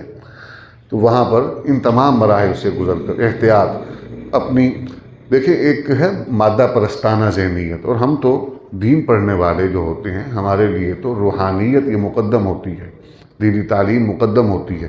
تو روحانی معاملات جو ہوتے ہیں، تزکیے کا جو معاملہ ہے، وہ اس لیے کروایا جاتا ہے کہ یہ دنیا کے مقاصد جو ہیں یہ پیچھے ہٹ جائیں، اور وہ جو اللہ تعالیٰ کی عطا کردہ زندگی ہے اس کو اسی کے نام پر، اسی کے عطا کردہ مقاصد کے لیے صرف کرنے کا جذبہ پیدا ہو. تو جب یہ جذبہ مقدم ہوگا تو پھر ہم ان چیزوں کی احتیاط بھی کریں گے، اللہ تعالیٰ کی بارگاہ توفیق بھی مانگیں گے، اس سے مشورہ بھی کریں گے، علماء کی رہنمائی بھی لیں گے، بزرگوں سے تعلق بھی رکھیں گے. اسی مقصد کے لیے مجھے یاد آ گیا ایک واقعہ، ابا جی رحمۃ اللہ علیہ سنایا کرتے تھے کہ آج ہم بزرگوں سے تعلق بھی رکھتے ہیں تو کاہے کے لیے رکھتے ہیں. خواجہ خان محمد صاحب رحمۃ اللہ علیہ، ان سے میری ملاقات ہوئی تو بڑے عرصے بعد میں ملا تھا. بچپن وہاں خانقاہ میں گزرا تھا، تو میں نے ایک دن ان سے پوچھا کہ حضرت اج کوئی توالے کو اللہ اللہ کرانی سکھانی آدھے؟ حضرت بے ساختہ جواب جو کو ہوں تو وہ سفارشاں کرواون کیتے آندے کہ حضرت تھوڑا فلانا مرید جڑا ہے فلانے منصب تے، فلانا مرید فلانے منصب تے وہ کو میرا کام پھنسیا کھڑے تو وہ کام تک کٹوا دو. یعنی اللہ والوں کے ساتھ بھی ہمارا تعلق کس وجہ سے قائم ہو رہا ہے؟ تو اپنے ان تمام چیزوں میں جب ہم دنیا کو مقدم رکھیں گے، دنیاوی مفادات کو مقدم رکھیں گے. دنیاوی مفادات کیا ہیں؟ عوام کے اندر واہ واہ پذیرائی چاہیے، مجھے نام و نمود چاہیے. جب یہ چیزیں مقدم ہوں گی تو پھر ہم اسی طرح کی کیٹیگرائزیشن بھی کریں گے. پھر ہم خود سے ہی وہ ایک آدمی جو بالکل مٹا ہوا ہے، آج مطلب ہمارے مذہبی حلقے کے اندر ایک قائد کا کیا تعارف اور پہچان ہے؟ اس کی علمیت، اس کا تعارف ہے، پہچان ہے؟ نہیں. کوئی ایک ساتھی مجھے بتا دیں کہ ہمارے مذہبی حلقے کے اندر ایک مذہبی قیادت کا ایک ایسا فرد جس کو زیادہ پذیرائی ملتی ہے تو کس بنیاد پر ملتی ہے؟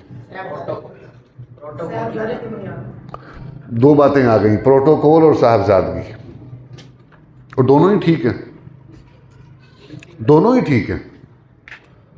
یعنی جس آدمی کے ساتھ آپ دیکھیں کہ لاؤ لشکر زیادہ ہو، پروٹوکول جس کو دیا جا رہا ہو، وہ ہٹو بچو سرکار کی آوازیں ہوں، وہ جو مجمع میں آئے تو اس کے گارڈ جو ہے نا وہ لوگوں کو اٹھا اٹھا کے دیواروں کے ساتھ مارے، اعظم اے بڑا بندہ ہے۔ تجربات کی بات ہے، مجھے تو بھائی زیادہ میں نہیں کہتا، لیکن میں نے بہت چھوٹی عمر میں عملی زندگی میں اپنے بزرگوں کی رہنمائی میں نے یہ چیزیں دیکھنا شروع کر دی تھی، تو مجھے تو 20 برس سے زیادہ کا عرصہ گزر چکا ہے یہ چیزیں دیکھتے ہوئے، تو میں تو نہیں سمجھ سکا کہ میں نے پڑھا کچھ اور ہے اور عملی میدان میں چیزیں کچھ اور ہیں۔ تو رائے عامہ اس کے متعلق وہ کیا ہے، العوام کل عوام کل انعام، یہ بھیڑ چال ہوتی ہے۔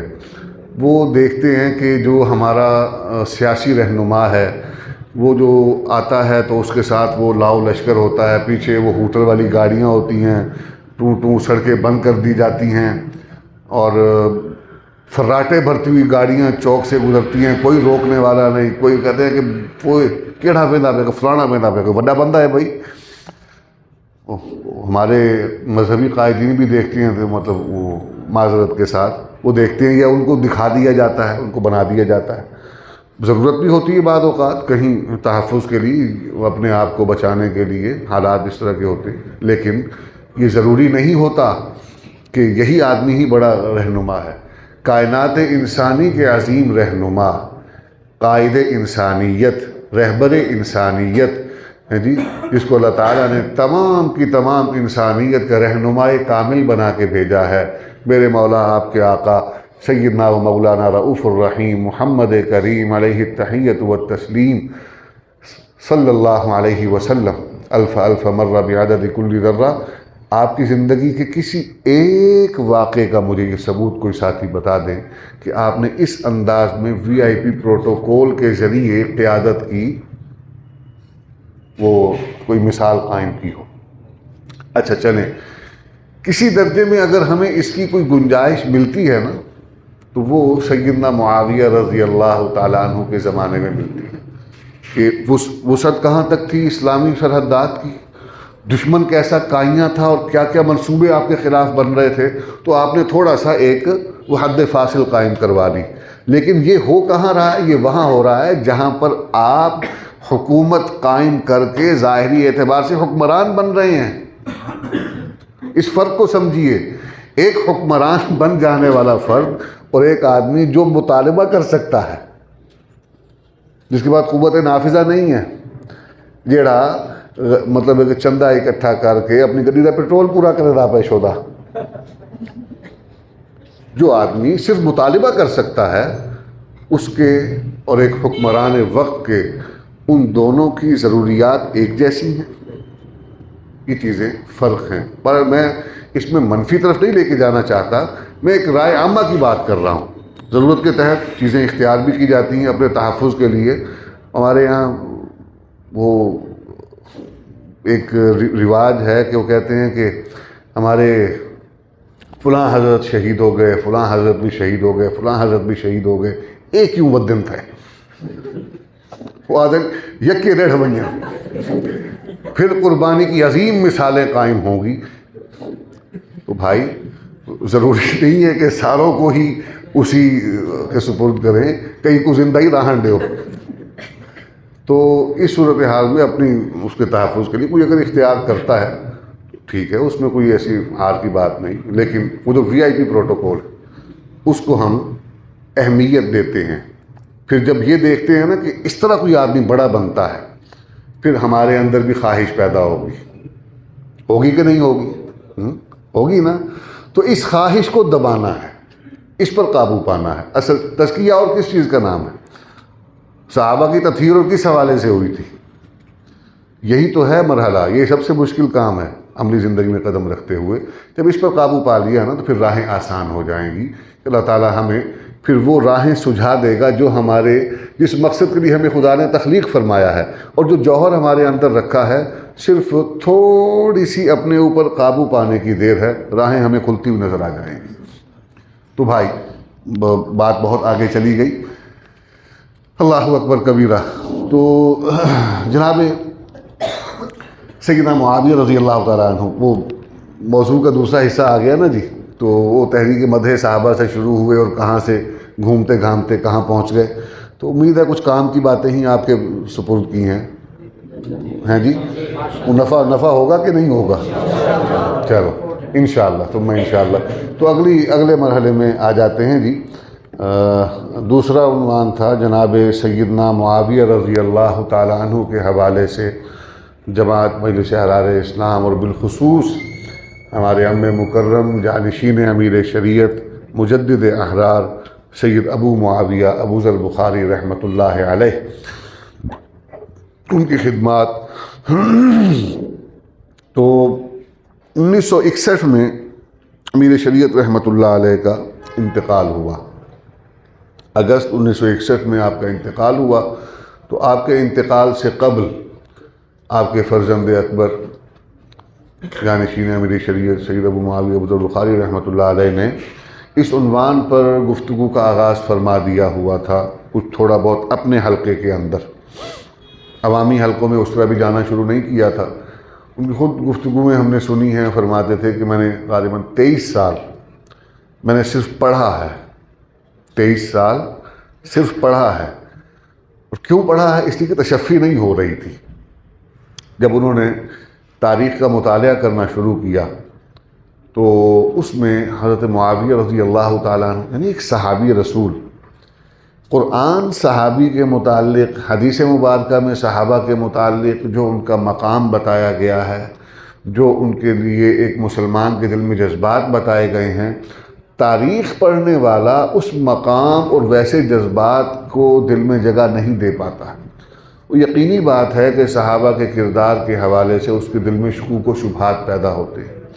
تو خدا کی رحمت ہو ہمارے ان بزرگوں پر جنہوں نے ہمارے لیے وہ راہ متعین فرمائی اور ہمارے لیے رستے ہموار کیے، کانٹے چن لیے۔ انہوں نے کہا بھائی تاریخ لکھنے والا کتنا ہی بڑا فرد کیوں نہ ہو، قرآن کے مقابلے میں کوئی حیثیت نہیں رکھتا، حدیث کے مقابلے میں کوئی حیثیت نہیں رکھتا۔ تو ایک وہ تاریخ کی کتاب پڑھتے تھے تو اس میں حضرت معاویہ کے حوالے سے جو باتیں لکھی جا رہی تھیں، جو پڑھ رہے تھے، فرمانے لگے کہ ایک دن اپنے والد سے، کہ ہمارے دادا جی رحمۃ اللہ علیہ وہ گئے، پوچھا حافظ جی، وہ پتہ چل رہا تھا کہ بھی وہ مسلسل کتابوں میں گم ہیں، باہر نکلتے ہیں ضروری تقاضے کے لیے، پھر واپس کمرے میں چلے جاتے ہیں، صبح و شام ایک ہی کام ہے۔ تو وہ ایک روز کمرے میں گئے کہ حافظ جی کیا کر رہے ہو؟ حافظ جی کہتے تھے، اور بڑے تاج جی کے اپنے الفاظ میں انہوں نے بتایا، فرماتے تھے کہ جب میں نے حفظ کر لیا امرتسر میں، تو حفظ کرنے کے بعد مجھے پھر ابا نے کبھی بھی نام سے نہیں بلایا تھا، حافظ جی کہہ کے بلایا کرتے تھے۔ تو آج ہمارے احرار کے حلقے میں، پچھلی نسل میں بھی اور اس میں بھی، جہاں کہیں حافظ جی کہا جاتا ہے نا، تو انہی کا وجود اور ان کا نام ہی ذہن میں آتا ہے۔ تو ہمارے لگے کہ میں نے کتاب اٹھائی ہوئی تھی، تو میں وہ کتاب اگے کر کے کہ اے تہاڈا معاویہ پڑھنا پیا، کہ اور پھر ساتھ یہ بھی فرمایا کہ اگر یہی کردار ہے صحابی رسول دا معاویہ دا تو میری یہ تو پناہ، یعنی وہ تاریخ پڑھ کے اس میں جو کچھ لکھا گیا، جو واقعات، جو احوال اور جو ان کے کردار کے ساتھ چیزیں، پھر جو شکوک و شبہات وہ بین السطور میں پیدا کر دیے جاتے ہیں، تو اس سے وہ دل و دماغ کے اندر ایک عجیب کشمکش پیدا ہو گئی کہ قرآن صحابہ کے متعلق کیا کہہ رہا ہے۔ ایک طرف لکھنے والا صحابی رسول بھی کہتا ہے، جیسے ہمارے آج کے دور میں کہ ہم صحابی رسول تو مانتے ہیں، معاذ اللہ وہ خبیث وہ جہلم کا ہے جی، چپڑ کناتیا ہے جی، بس وہ چھڈو نا شاں لین دی لوڑ نہیں ہے، ہم صحابی مانتے ہیں۔ اور ساتھ کیا کہتا ہے کہ یہ تو تسی شکر کرو اسی اس دور وچ ہے نہیں سا، نہیں تو اسی دس چھڑتے انہاں نوں، کن کو؟ حضرت معاویہ کو۔ یہ یہ شکل دیکھو تے گلاں سنو، ایک طرف صحابی بھی، اور تاریخ میں یہی انداز اختیار کیا گیا ہے، پہلے ہم صحابی رسول مانتے ہیں، ایتھے ایک گل مکا کے آگے سے اعتراضات کا سلسلہ دفتر شروع کر دیا۔ اس کو پڑھنے کے بعد پھر انسان کہتا ہے بھی اے صحابی ہے، اور اس سے وہ بڑا وسیع مفاد حاصل کرتے ہیں کہ جب مقام صحابیت کے متعلق شک پیدا کر دیا تو جہاں ایک شخصیت مشکوک ہوگی وہاں ساری جماعت مشکوک ہو جائے گی، نفسیاتی اعتبار سے، لاشعوری طور پہ۔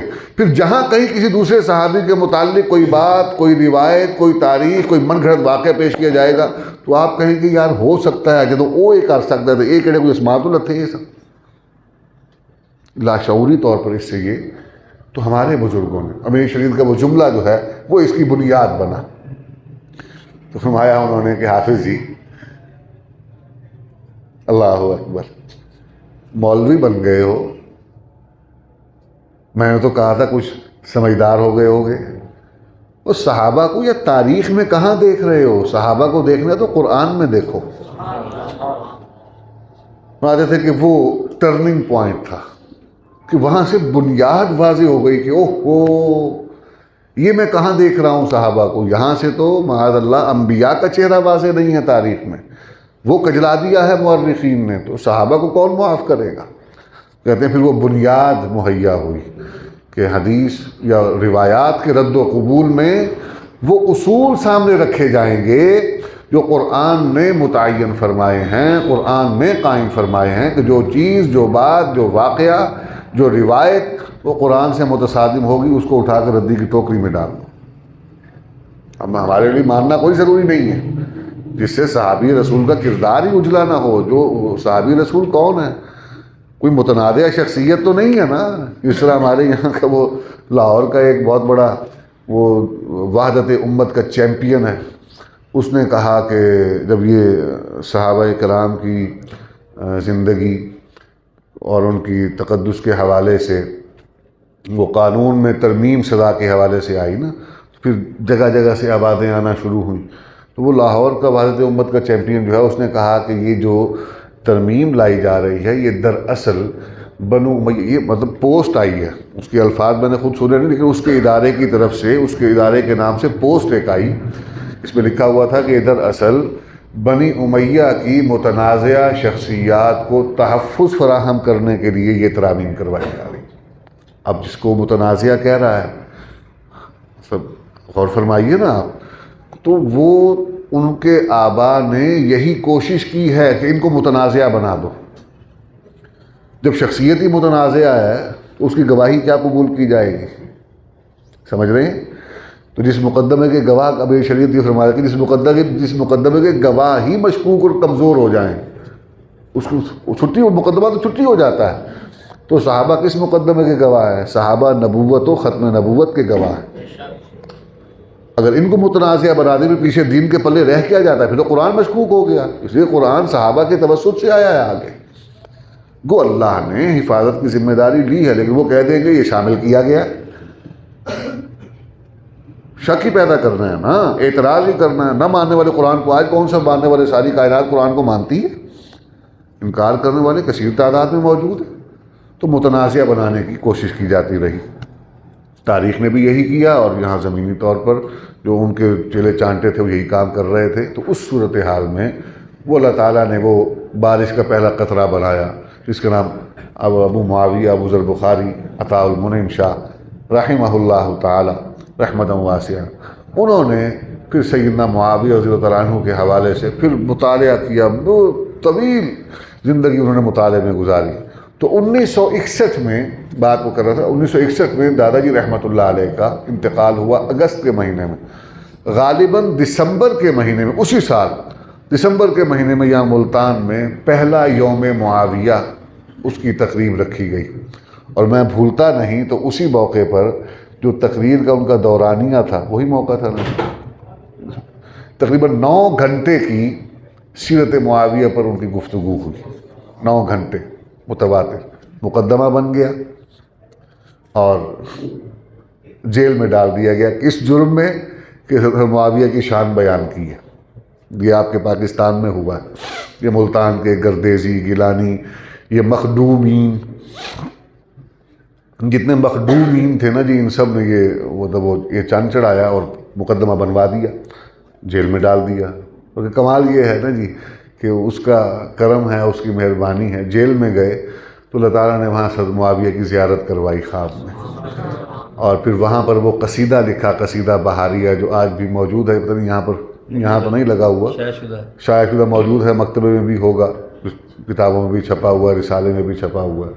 60 اشعار پر محیط وہ انہوں نے قصیدہ لکھا، قصیدہ بہاریہ۔ کہتے ہیں کہ وہ قلم جہاں نہیں ملا تو وہاں خون نکال کے کہ وہ دیوار پر یا کاغذ پر اس پہ وہ اشعار انہوں نے لکھے۔ مجھے ابا جی رحمۃ اللہ علیہ کی وہ آج بھی یاد ہے، فرماتے میں ملاقات کے لیے گیا تو میں جب گیا تو چہرے کی کیفیت کچھ اور تھی۔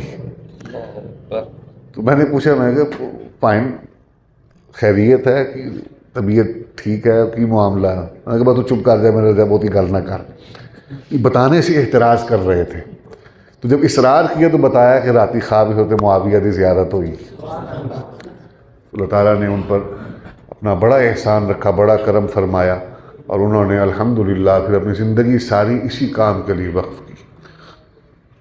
محسن ہیں، اس امت کے محسنین میں ان کا شمار ہوتا ہے، اور انہوں نے ہی تحریک تجدید اسماء صحابہ کے عنوان سے صحابہ کے ناموں کو زندہ کرنے کا جو ایک مہم تھی وہ شروع کی، لوگوں کو ترغیب دی کہ اپنے بچوں کے نام صحابہ کے ناموں پر رکھو۔ یعنی اس خطے میں مطلب وہ اس پر بڑی نقد کیا کرتے تھے کہ گو ہمارے مفتیان کرام نے اس کے جواز کے فتوے دے دیے ہیں، لیکن میرے گلے سے یہ نام نہیں اترتے، حاجی بخش، پیر بخش، اللہ بخش، ہاں محمد نواز۔ یعنی کہ یہ ترکیب کے اعتبار سے اگر اس کے معنی کو دیکھا جائے تو یہ گستاخی بن جاتی ہے۔ محمد نواز، محمد کو نوازنے والا، اللہ نواز، یعنی وہ ترکیب کے اعتبار سے اگر دیکھا جائے تو کیا مطلب اس کا بنتا ہے؟ پیر بخش، اللہ بخش، تو یہ پیرا ڈتا اللہ نے چلتا ہے۔ تو یہ اس قسم کہتے ہیں کہ اس قسم کے نام تم رکھتے ہو، صحابہ کے ناموں کو زندہ کرو۔ تحریک تجدید اسماء صحابہ، یہ انہوں نے باقاعدہ اس کے لیے محنت کی، اور اس میں پھر وہ نام جو متروک ہو چکے تھے اور جن ناموں کے حوالے سے ہمارے یہاں ایک قسم کی نفرت پیدا کر دی گئی تھی، ان ناموں کو بھی زندہ کیا۔ مغیرہ، مروان، آج بھی مطلب کسی کے سامنے نام آ جائے نا تو وہ ماتھے پر سلوٹیں پڑ جاتی ہیں، ڈھڈ وٹ پوڑنے شروع تھی میں نے۔ حضرت معاویہ رضی اللہ تعالیٰ عنہ کا نام اس دور میں رکھنا کوئی آسان نہیں تھا، لیکن الحمدللہ یہ بیڑا انہوں نے اٹھایا، یہ کام کیا، گالیاں بھی کھائیں، ایسا نہیں اس سکا نہیں بنجن دیتا مار کے نے، ہاں وہ جو ان کا وتیرہ ہے وہ پورا کیا ہے انہوں نے، گالیاں بھی بکی ہیں، نقصان پہنچانے کی کوشش بھی کی ہے، بہت کچھ ہوا ہے، نہیں بیان۔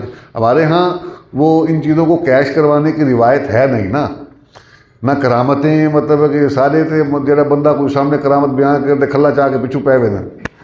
ہمارے اپنے بزرگوں کا معمول یہ تھا کہ وہ ہمارے، میں کل ہی سن رہا تھا اپنے ہمیں بزرگ سید ابو مولانا عطا المحسن شاہ صاحب رحمۃ اللہ علیہ کی تقریر سن رہا تھا، دوران گفتگو کسی نے پرچی بھیج دی کہ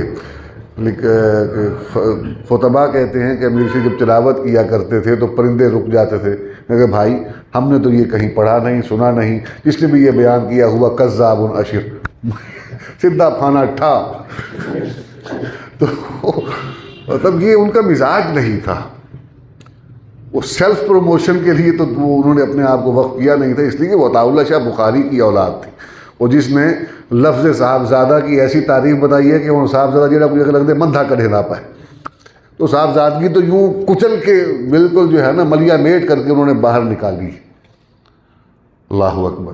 تو یہ ان لوگوں کا وہ کریڈٹ لینے کے لیے نہیں کام کرتے تھے، وہ اسی مقصد کے لیے کام کرتے تھے جس مقصد کے لیے صحابہ نے زندگیاں گزاری۔ وہ کیا تھا؟ خود قرآن کہتا ہے یبتغون فضلا من اللہ ورضوانا، وہ اللہ کے فضل اور رضا کے متلاشی تھے اور اس کے لیے کام کرتے تھے جی کہ تیرے نام پر مٹاؤں مجھے کیا غرض نشاں سے، کوئی نام لے یا نہ لے، اور یاد رکھو جو اس کے نام پر مٹتا ہے وہ اس کا ہی نشاں باقی رکھتا ہے۔ عطا اللہ شاہ بخاری نے تو خود ایک کتاب بھی نہیں لکھی، اس پر کتنی کتابیں لکھی گئی ہیں اور آج تک لکھا جا رہا ہے، ختم نہیں ہو رہا۔ تو یہ کسی کی کوشش سے نہیں ہے، کسی کی تحریک سے نہیں ہے. میں اگر چاہوں کہ میرے ابا کا نام زندہ رہے، میں اس کے لیے افراد کی خدمات جو ہے حاصل کر لوں، ان کی لمبی چوڑی ان کو جو ہے نا کہ وہ قیمت دے کر کتابیں لکھواؤں. نہیں لکھوائی لوگوں نے، بھٹو کے متعلق لکھوائی گئیں، جی جناح صاحب کے متعلق اور بہت سے لوگوں کے متعلق پیسے بھر بھر کے اتھارٹیز قائم کی گئیں حکومت کی سرپرستی میں کہ فلاں کے متعلق واقعات کے متعلق لکھو. پڑھتا ہی کوئی نہیں. ایسے ہی ہے نا. لیکن جن لوگوں نے اللہ کے نام پر قربانیاں دی ہیں، گلی گلی میں ان کے تذکرے ہوتے. تو یہ کون کرواتا ہے؟ اللہ ہی کرواتا ہے. تمہارے ان بزرگوں نے اپنے آپ کو قربان کیا ہے، اللہ کے نام پہ قربان کیا ہے، دین کے لیے قربان کیا ہے، صحابہ کی جوتیوں پر قربان کیا اپنے آپ کو. تو انہوں نے تحریک تجدید اسماء صحابہ یوم معاویہ کی حوالے سے تقریبات کا انعقاد کیا، اور اس میں انہوں نے قربانیاں بھی دیں، جیلیں بھی کاٹیں، اپنوں بیگانوں سب کی مخالفت مول لیا. فضا ایسی تھی نا، کون ساتھ کھڑا ہوتا؟ ایسی ایسی شخصیات جو اپنے زمانے میں دفاع صحابہ کے عنوان سے بہت بڑے بڑے نام تھے. اللہ ان کی مغفرت فرمائے، درجات کو بہت بلند فرمائے. نہیں تو حضرت معاویہ کے دفاع کی باری آئی تو سب کشاں کشاں، کوئی ساتھ نہیں کھڑا ہوا. وہ ہے نا کہ وہی تو شروع میں شعر پڑا، غم ہم کو دیا سب سے جو مشکل نظر آیا. تو یہ قسام ازل کی تقسیم تھی. اسے جس سے کام لینا تھا، اور میں وہی عرض کیا تھا کہ جس سے وہ کام لینا چاہتا ہے وہ جوہر اس میں خود ہی پیدا فرما دیتا ہے. وہ دے کے بھیجتا ہے کہ اس کے مقدر میں یہی ہے، اس سے یہ کام کرنا ہے. اس حوالے سے میں اور بھی بہت سی باتیں عرض کر سکتا ہوں، لیکن وقت کم ہے تو آگے چلیں. تو ہمارے ان بزرگوں کی ہی محنت نے، خود بڑے تاجی نے اس سلسلے کا آغاز کیا. اور یوں سمجھ لیجیے کہ امیر شریعت کے بعد احرار اور خاندان امیر شریعت کی جو جد و جہد کے عنوانات ہیں، ان کو ری ارینج، اس کو نئے سرے سے ترتیب دیا ہے. تو جانشین امیر شریعت رحمۃ اللہ نے ترتیب دیا ہے. اس سے پہلے جد و جہد کے عنوانات کچھ اور تھے، تو وہ عنوانات اپنے جگہ پر ان کی ضرورت تھی، کام ہوتا رہا. تو جب یہ ضرورت پیش آئی تو اس میدان میں بھی انہوں نے اپنی خدمات کو پیش کیا. اور اس میں ایک کتاب ہے، اگر آپ کو موقع ملے تو آپ کو وہ سارے احوال سمجھنے میں آسانی ہوگی، جس میں ہمارے بر صغیر خود پاکستان ہندوستان کے اندر یہ جو رد رفض کے حوالے سے محنت تیز ہوئی ہے اور ایک تحریکی فضا بنی ہے، یہ کیوں پیدا ہوئی. کتاب ہے مولانا مسعود احمد نعمانی کی، غالباً انقلاب ایران. یہ کتاب ہے ایرانی انقلاب. اس کتاب کو آپ ضرور خریدیں. زیادہ وسیع بڑی نہیں ہے، درمیانے سائز کی ایک کتاب ہے، لیکن بہت اہم ہے. ایرانی انقلاب کے نام سے مولانا مسعود احمد نعمانی رحمۃ اللہ علیہ کی. مولانا مسعود احمد نعمانی رحمۃ اللہ علیہ یہ ہندوستان کے علماء میں سے تھے، بڑا نام ہے، اور بین الاقوامی سطح پر جن کی خدمات کا اعتراف کیا گیا، اور جنہوں نے معارف الحدیث، صاحب معارف الحدیث جو ہیں وہ بھی.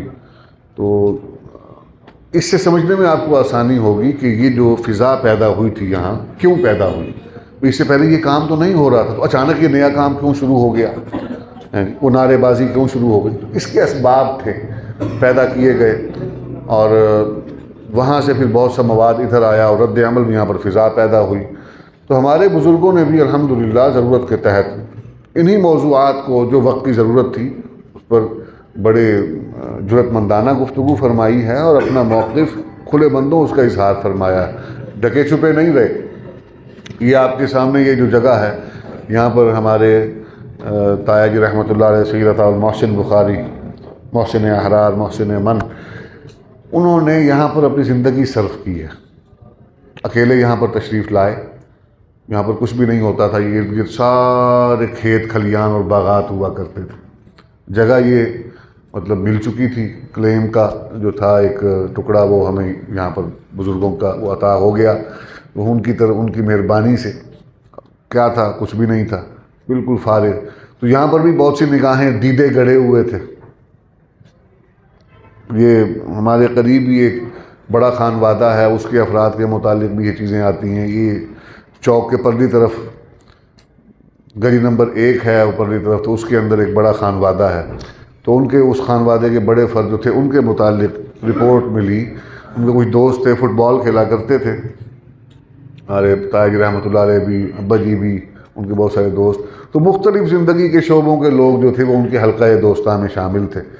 تو ایک وہ تھا CID کا ایک آدمی تھا، وہ فٹ بالر تھا، وہ بھی دوست تھا ان کا، اس نے بتایا کہ شاہ صاحب جا رکھنی ہے منجامڑی ہے۔ انہوں نے کہا وہاں پر قبضے کا پروگرام بن چکا ہے اور کاغذات کے اندر تبدیلی ہو کر مدرسہ بھابورہ کی جگہ غوثیہ ہو چکا تھا، مدرسہ غوثیہ لکھا جا چکا تھا، یہاں پر قبضے کی پوری تیاری تھی۔ ایک آدھ جنازہ بھی غالباً یہاں پڑھایا گیا، تو انہوں نے پھر وہ اپنی باقی مصروفیات کو چھوڑا، یہاں پر آ کر پھر قدم اپنے جمائے اور پھر یہاں بیٹھ کر انہوں نے محنت کا آغاز کیا، اور پھر یہاں انہوں نے مجلس ذکر حسین کے نام سے 40 برس سے زیادہ کا عرصہ گزر گیا ہے، اور کبھی آپ ان کی زبان سے سنتے تو آپ کو زیادہ لطف آتا۔ ہم نے بچپن میں سنا ہوا ہے، مجھے بتایا کرتے تھے کہ کیسے میں نے یہاں کام کا آغاز کیا، اور پھر ان کے استعارات اور تشبیہات جو وہ استعمال کیا کرتے تھے، اللہ اکبر کبیرہ۔ تو انہوں نے یہاں محنت کا آغاز کیا اپنی ضرورت کے مطابق، وہاں انہوں نے ایک سلسلہ شروع کیا مجلس ذکر حسین کے نام سے، کہ ہم نے جھوٹوں کے سپرد کر دیا ہے حسین کا ذکر، تو ہم خود کیوں نہ کریں، جو حقیقت اور سچ ہے وہ لوگوں کو بتایا جائے۔ تو اس طرح الحمدللہ چل رہا ہے سلسلہ، یہ بھی ایک جد و جہد کا انداز ہے۔ تو تحریک مدح صحابہ ہمارے نزدیک رکی نہیں ہے، چل رہی ہے۔ آرار کی یہ تحریک آج بھی زندہ ہے، مدح صحابہ کے نعرے لگ رہے ہیں، ڈنکے بج رہے ہیں، انشاءاللہ بجتے رہیں گے، لگتے رہیں گے، سلسلہ چلتا رہے گا۔ میں اپنی گفتگو کو سمیٹتا ہوں، وقت جو مجھے دیا گیا تھا وہ مکمل ہوا۔ 10-15 منٹ مزید میں بیٹھ سکتا ہوں اگر کوئی سوال آپ کا ہے، بلکہ یہ سوالات آئے ہوئے ہیں۔ اچھا، البخاری حضرات کے متعلق لوگ چھوڑتے ہیں، کیا چھوڑتے ہیں بھائی؟ کہ یہ یزید کی سائیڈ زیادہ لیتے ہیں، رہنمائی فرما دیں۔ اچھا چلیں پہلے اس کا تعین فرما لیا جائے نا کہ کم سائیڈ کون لیتا ہے، کہ ہم زیادہ کس کے مقابلے میں لیتے ہیں۔ دیکھیں نا جی، گزارش یہ ہے کہ تاریخ ایک شخصیت کے متعلق 2 طرح کی رائے رکھتی ہے۔ تو تاریخی شخصیات جن کے متعلق کوئی یقین یا عقیدہ ہمارا نہیں ہے، مطلب کوئی ضروری نہیں ہے کہ ان کے متعلق عقیدہ ہونا چاہیے کہ بھی وہ غلط ہیں یا درست۔ جس طرح فرعون کے متعلق کوئی آدمی اگر یہ عقیدہ رکھے کہ وہ ایمان والا ہے جی، یا ابو جہل کے متعلق یہ عقیدہ رکھے کہ وہ بہت نیک متقی پارسا آدمی تھا اور بہت ہی بڑا اللہ کا ولی تھا اور اس نے دین کی بڑی خدمت کی، تو یہ تو جرم ہو جائے گا نا۔ تو ایسا کوئی عقیدے کا معاملہ تو ہے نہیں، تاریخ کا معاملہ ہے، تاریخی شخصیت ہے، اور تاریخ کے اندر دونوں طرح کی اس کے حوالے سے رائے آراء موجود ہیں۔ تو ایک ہمارے بزرگوں کا طبقہ ہے، جماعت ہے، جنہوں نے اپنی تحقیق سے، بلکہ تحقیق سے زیادہ اگر دیکھا جائے تو انہوں نے اعتماد کی بنیاد پر، اور اعتماد جو ہے وہ اس کے لیے بڑا آسان ہے، اگر آپ وہ مقدمہ پڑھ لیں جو مولانا مظہور احمد نعمانی، دوبارہ ان کا نام آ گیا، جو لکھا ہے انہوں نے واقعہ کربلا اور اس کے پس منظر، جو ان کے بیٹے ہیں مولانا عتیق الرحمن سنبھلی، انتقال ہو گیا پچھلے دنوں غالباً ان کا، ابھی حال ہی میں ان کا انتقال ہوا ہے۔ یہ بھائی ہیں مولانا آج کل بڑے معروف ہیں، مولانا خلیل الرحمن سجاد نعمانی، ہندوستان کے بزرگ ہیں، ان کے بھائی تھے عتیق الرحمن سنبھل علاقہ ہے ہندوستان کا، وہاں سے نسبت تھی، تو اس حوالے سے سنبھلی لکھواتے تھے۔ ان کی کتاب ہے واقعہ کربلا اور اس کا پس منظر۔ بعض حضرات کو وہ بھی پسند نہیں ہے، تو پسند ناپسند کا معاملہ اپنا اپنا ہے جی، کہ باندھے دی ہر شے باندھی دی ان باندھے دی کئی شہرہ باندھی۔ تو جس کی مطلب ہے کہ آدمی کو کوئی ہر کسی بھی ادا کوئی پسند ہو تو آدمی مجھے ہر شے چنگی لگتی ہے، تو وہ انہوں نے اس کے مقدمے میں انہوں نے بہت کچھ لکھا ہے، وہ پڑھیں۔ اس میں ایک چھوٹی سی بات میں عرض کر دیتا ہوں، فرماتے ہیں کہ ہم بھی آج تک جب تک یہ کتاب یہ تحریر مجھ تک نہیں پہنچی تھی تو ہم بھی وہی سب کچھ ہی کہا کرتے تھے اور سمجھا کرتے تھے جو پراپیگنڈے کے تحت ہم تک پہنچا تھا، اور ایک فضا تھی محنت کی۔ میں آپ کو عرض کر چکا ہوں کہ لکھنؤ کے اندر قانون بنوا لیا گیا تھا اور کسی کو پتہ بھی نہیں۔ کیا لکھنؤ کے اندر سارے رافضی رہتے تھے؟ ایسا نہیں تھا، لیکن ایک فضا ایسی بنا دی گئی، ایک خوف پیدا کر دیا گیا، دوسرا پراپیگنڈا تھا۔ اور جہانگیر کے، اب دیکھیں نا بات پھر اور طرف نکل جائے گی، جہانگیر کے دور میں، جہانگیر کے دور حکومت میں تاریخ کا یہ حصہ بھی پڑھا کریں میرے بھائی، تاریخ کا یہ حصہ بھی پڑھا کریں. ہم تاریخ کے نام پر اٹھتے ہیں تو جاتے ہیں سیدھے مشاجرات کے موضوع پر. کوئی تاریخ صرف اس کا نام نہیں ہے، وہاں پھنسے رہیں گے تو کوئی فائدہ نہیں ہے آپ کو. کیا نکالیں گے اس سے؟ کیا صحابہ کا مقام آپ بڑھا لیں گے یا گھٹا لیں گے؟ نہیں کر سکتے. آپ اپنے ایمان کو بچائیں اور تاریخ وہ پڑھیں جس سے آپ کو عملی طور پر کوئی فائدہ ہو سکتا ہے. تو یہ آپ کی قریب کی تاریخ ہے. جہانگیر اس کے دور میں اس نے وہ جو امپورٹ کی تھی ایران سے، ہیں جیا جیا وہ پہلا تنور جہاں جڑا آئی نا، وہ اس نے یہاں پر ان چیزوں کی بنیاد رکھی. اس نے اس کے مطلب عقل مت مار دی تھی اس کی، اور سارے معاملات حکومت پر، ریاست پر اس نے آہستہ آہستہ قبضہ کر لیا. اور اس نے اپنی جو اپنے ہم عقیدہ ہم مسلک لوگ تھے ان کو مسلط کیا، اور یہاں پر اس نے آغاز کروایا اس تمام مصیبت کا. تو پروپیگنڈا ہے، اور پروپیگنڈا جو ہے، تاریخ جو ہے جو حکومتی سرپرستی میں لکھی جاتی ہے وہ غیر جانبدار ہوتی ہے. اس کے متعلق کوئی بھی 100% نہیں کہہ سکتا کہ یہ بادشاہ سلامت کا جو یہ ساتھی تھا خاص، اس نے لکھتے ہوئے دیانتداری کا مظاہرہ کیا ہوگا. ایسا نہیں ہوتا. تو وہ تاریخ ہے، اس پر بڑے بڑے علماء جو ہیں، چونکہ اس وقت فضا دیکھیں نا آپ، تحقیق کا دور نہیں تھا، اتنا وقت نہیں تھا.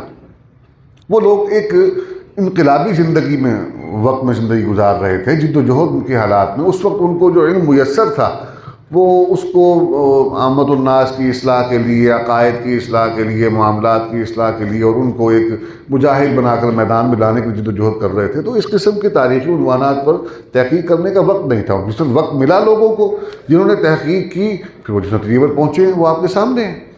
اب اللہ تعالیٰ مغفرت فرمائے، تمام کی گناہ معاف فرمائے. اس حوالے سے ہمارے ایک بہت بڑے مناظر گزرے ہیں، انہوں نے ایک روایت بیان کی. میں اس کو سننے کے بعد میں نے آج تک کوئی رائے قائم، مطلب ان کے متعلق رائے دی نہیں ہے، لیکن رائے قائم ہوتی ہے نا. انہوں نے سیدنا حسین باوفا رضی اللہ تعالیٰ عنہ کی شہادت کے بعد جب ان کا سر مبارک لے جانے والی روایات جہاں بیان ہوتی ہیں، وہاں انہوں نے فرمایا کہ وہ سر جو ہے وہ رستے میں رات ہو گئی تو لے کر جانے والا جو تھا اس سے ایک آدمی نے خرید لیا. ایک یہودی تھا، یہ پتہ نہیں کوئی، اس نے خرید لیا. اور خریدنے کے بعد صبح جب وہ سر واپس لینے کے لیے گیا تو وہ آدمی جو تھا وہ کلمہ پڑھ رہا تھا. وہ آدمی جو تھا وہ یہودی سے سر خریدا، وہ کلمہ پڑھ رہا تھا. اس نے وہ سر بیچنے والے نے پوچھا کہ بھئی تو کلمہ کیسے پڑھا، تو یہ کلمہ کس نے سکھایا؟ اس نے کہا کہ جی یہ جو سر مجھے دے گیا تھا، اس سر نے مجھے کلمہ سکھایا. یہ ہمارے اسٹیجوں سے بیان ہو رہا ہے، یعنی کہ سیدنا حسین رضی اللہ تعالیٰ عنہ کی مقام اور مرتبے کو بیان کرنے کے لیے اس قسم کی روایات کا سہارا لینا، اس کے بغیر ان کا مقام نہیں بیان ہو سکتا. یعنی وہ چیزیں جو مستند ہیں. پھر ہم جب تقابل کی طرف جاتے ہیں تو ایک پلڑے کو ہم بالکل کہتے ہیں کہ ان کو زمین کی اتھاہ گہرائیوں میں اتار دیا جائے، اور دوسری طرف جن کو ہم اپنا ممدوح بنانا چاہتے ہیں وہ آسمان کی بلندیوں پر لے جاتے ہیں. تو یہ افراط و تفریط جو ہے یہ مناسب نہیں ہے. اس کی وجہ سے پریشانیاں پیدا ہوتی ہیں. باقی اس میں تحقیق کا معاملہ ہے، یہ سارا اپنی اپنی تحقیق ہے. یزید کوئی وہ شخصیت نہیں ہے کہ جس کا متعلق عقیدہ ہونا ہمارا ضروری ہے. عقیدہ ہمارا قرآنی شخصیات کے حوالے سے ہے، اور ان کا دفاع کرنا ہم پر لازم ہے. یہ ہمارا عقیدہ ہے. اور یزید کے ہمارے بزرگوں کا نقطہ نظر جو تھا وہ یہ تھا کہ یزید کو بہانہ بنا کر طعن کیا جاتا ہے سیدنا معاویہ پر. تو یہ دروازہ ہے، یہاں سے صحابہ کی توہین، تنقید اور تنقیص کا رستہ کھلتا ہے. تو اس کے حوالے سے انہوں نے الحمدللہ خود گالیاں کھا لی ہیں، لیکن صحابہ کی طرف سے دشمن کے واروں کو اور تیروں کو موڑ دیا. وہ تنقید خود برداشت کر لی یزید کا نام لے کر، تو صحابہ کی طرف جو طعن ہوتا تھا اس کا رخ موڑ دیا. بہرحال یہ اپنا اپنا انداز ہے کام کرنے کا، اس میں کوئی ایسی چیز نہیں ہے.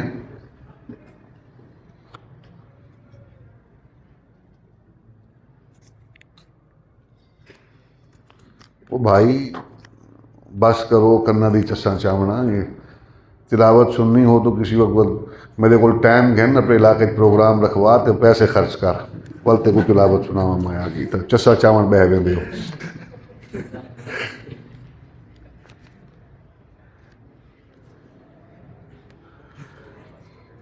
پاکستان کے قیام کی عمر کو ایک انگریزی زبان کے خلاف فتویٰ دینے سے کیا فائدہ ہوا؟ تاریخ اسلام اس کے متعلق آپ کی کیا رائے ہے؟ یار یہ مفصل اس کا جواب چاہیے ہوگا، یہ کسی اور سے اس کا سوال جو ہے یہ آپ کر لیں، میرے پاس اتنا وقت نہیں ہے، میں کوشش کرتا ہوں کہ جو مختصر وقت میں نمٹایا جا سکتا ہے۔ یہ ہے جی کہ حدیث کے علم کے لیے علماء کیوں ضروری ہیں؟ یہ ویسے میرے موضوع سے متعلق تو نہیں ہے، لیکن یہ مجھے سوال بھی سمجھ میں نہیں آیا، اس سے آپ کو سباق میں سوال کیا گیا ہے۔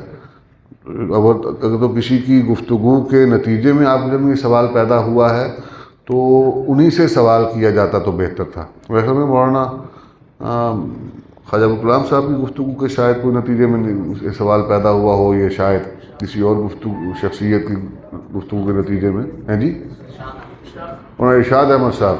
اچھا، مطلب مجھے یہ سوال پہلے سمجھ آئے نا، حدیث کے علم کے لیے علماء کیوں ضروری ہیں، تو یہ مطلب خرابی ہے کو سکھ سو انجینئر سے سیکھیں گے علماء، حدیث کا علم علماء کے پاس ہے تو ان سے ہی حاصل کرنا ہے نا بھائی، جیسے آپ میڈیکل کا علم ڈاکٹر کے پاس جائیں گے حاصل کرنے کے لیے، اسی طرح حدیث کا علم جو ہے علم حدیث کے عالم سے ہی سیکھیں گے۔ جی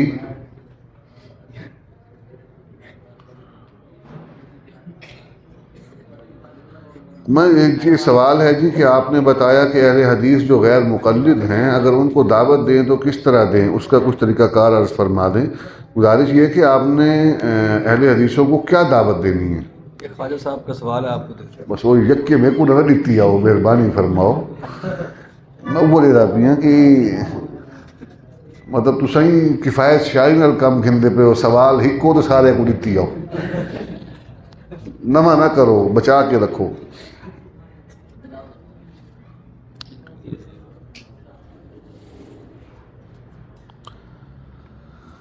میرے بھائی پھر وہی بات آ گئی نا کہ یہ تحقیق کی بات ہے۔ آپ دیکھیں نا کہ جب کوئی سوال ہوتا ہے کسی شخصیت کے تاریخی واقعہ کے حوالے سے تو اس کے مصادر پر جا کر آپ کو دیکھنے کی ضرورت ہے کہ کہاں سے یہ چیزیں لی گئی ہیں، یہ روایات کس کتاب میں لکھی گئی ہیں، اور بزرگوں نے اس روایت کو قبول کرنے میں کیا ایک ہی رائے ہے ہمارے اکابر میں بزرگوں میں یا دو رائے پائی جاتی ہیں۔ تو اگر اکابر میں دو رائے پائی جاتی ہیں تو پھر اس بات پر اصرار نہیں ہونا چاہیے کہ ایک ہی طرف کے لوگوں کی رائے کو مقدم رکھا جائے۔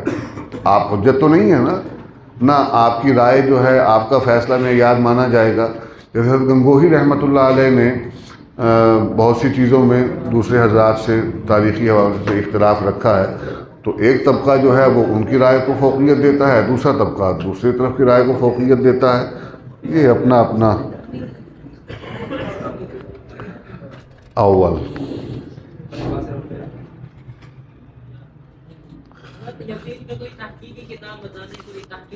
میرے بھائی اس میں یہ واقعہ کربلا اس کا حقیقی پس منظر دیکھ لیں گے، اس طرح کی اور بہت سی چیزیں ہیں، تو یہ میرا خیال، میں ذاتی طور پر اگر اپنی رائے آپ کو بتاؤں نا، میں حقیقت بتاتا ہوں، میں نے تو اس موضوع پر سننا پڑھنا ایک عرصہ ہوا ہے، میرا یہ اب موضوع نہیں ہے، اور اس کی ضرورت یہ کہ جو جن لوگوں نے محنت کر لی ہے نا، ہم نہ اس میں اضافہ کر سکتے نہ کوئی کمی کر سکتے ہیں، وہ ریپیٹیشن ہے، دہرائی ہے چیزوں کی، تو اس میں جو تحقیق ہو چکی ہے نا بس وہ اسی کو دیکھ لیں۔ آپ گفتگویں سننا چاہتے ہیں تو ہمارے ہم میں بزرگ کی تقریریں موجود ہیں، اس میں وہ ساتھ کتابوں کے حوالے بھی دیتے ہیں۔ باقی اگر تاریخ کی معتبر کتاب کے البدایہ والنہایہ ہے، ہمارے بڑے تاریخ فرمایا کرتے تھے، وہ ان کی ابتدائی زمانے کی تقریروں میں فرماتے تھے کہ بیوی کا زیور بیچ کے لینا پڑے لے لو یہ کتاب، اس کو پڑھو، تو اس کے اندر بہت سی چیزیں آپ کو مل جائیں گی۔ اللہ اکبر، بابو دھیان کرائے ہوئے ماشاءاللہ، یہ خود کش خیالات کے حامل بھی ہمارے ہاں موجود ہیں۔ میں اس کو یہ جو جن بھائی نے یہ پرچی بھیجی ہے نا، یہ مجھے بعد میں ملیں کسی وقت، یہ بھی ماشاءاللہ اسی سے متعلق ہی ہے. یہ دونوں چیزیں جو ہیں نا جی، قادیانیوں کے خلاف جد و جہد کے حوالے سے، یہ دو پرچیاں ہیں، لکھنے والے ایک ہی ساتھی ہمارے بھائی ہیں. تو یہ شادی کروا رہے ہیں جی، شادی کروا رہے نہیں یہ فائدہ کوئی نہیں. اللہ تعالیٰ سب کے حال پر رحم فرمائے، ہمیں آسانی کا معاملہ فرمائے. بہرحال میرے موضوع سے متعلقہ سوال کم تھے اور چسا چاول والے سوالات زیادہ ہیں. ایک سوال ایک بھائی نے لکھا والد گرامی رحمۃ اللہ علیہ کے متعلق کہ ان کا مجلس احرار اسلام سے اختلاف تھا. تو بھائی، مجلس احرار اسلام سے اختلاف نہیں تھا. اس طرح ایک گھر کے اندر اختلاف ہو جاتا ہے وہ مزاج کے اختلاف سے تھوڑا بہت، تو بس وہ بڑوں کا آپس میں اختلاف چھوٹی چھوٹی باتوں پر بھی ہو جاتا ہے بعض اوقات. یہ ایک لمبا موضوع ہے، طویل چیزیں ہیں، ان چیزوں کو دوبارہ جو ہے وہ چھیڑنے کی ضرورت نہیں ہے. تو اختلاف ان کا جماعت سے نہیں تھا، بس وہ اپنے اپنے مزاج کے اندر وہ اپنا رنگ تھا، ان کا کام کرنے کا انداز اپنا تھا اور ہمارے دوسرے بزرگوں کا کام کرنے کا انداز اپنا تھا.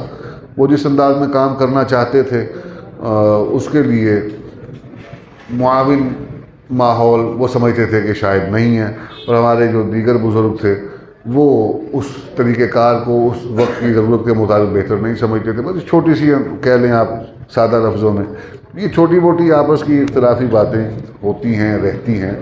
تو بات یہ ہے کہ ہمیں بھی اس حصے کو جو ہے نا لینے کی ضرورت نہیں ہے.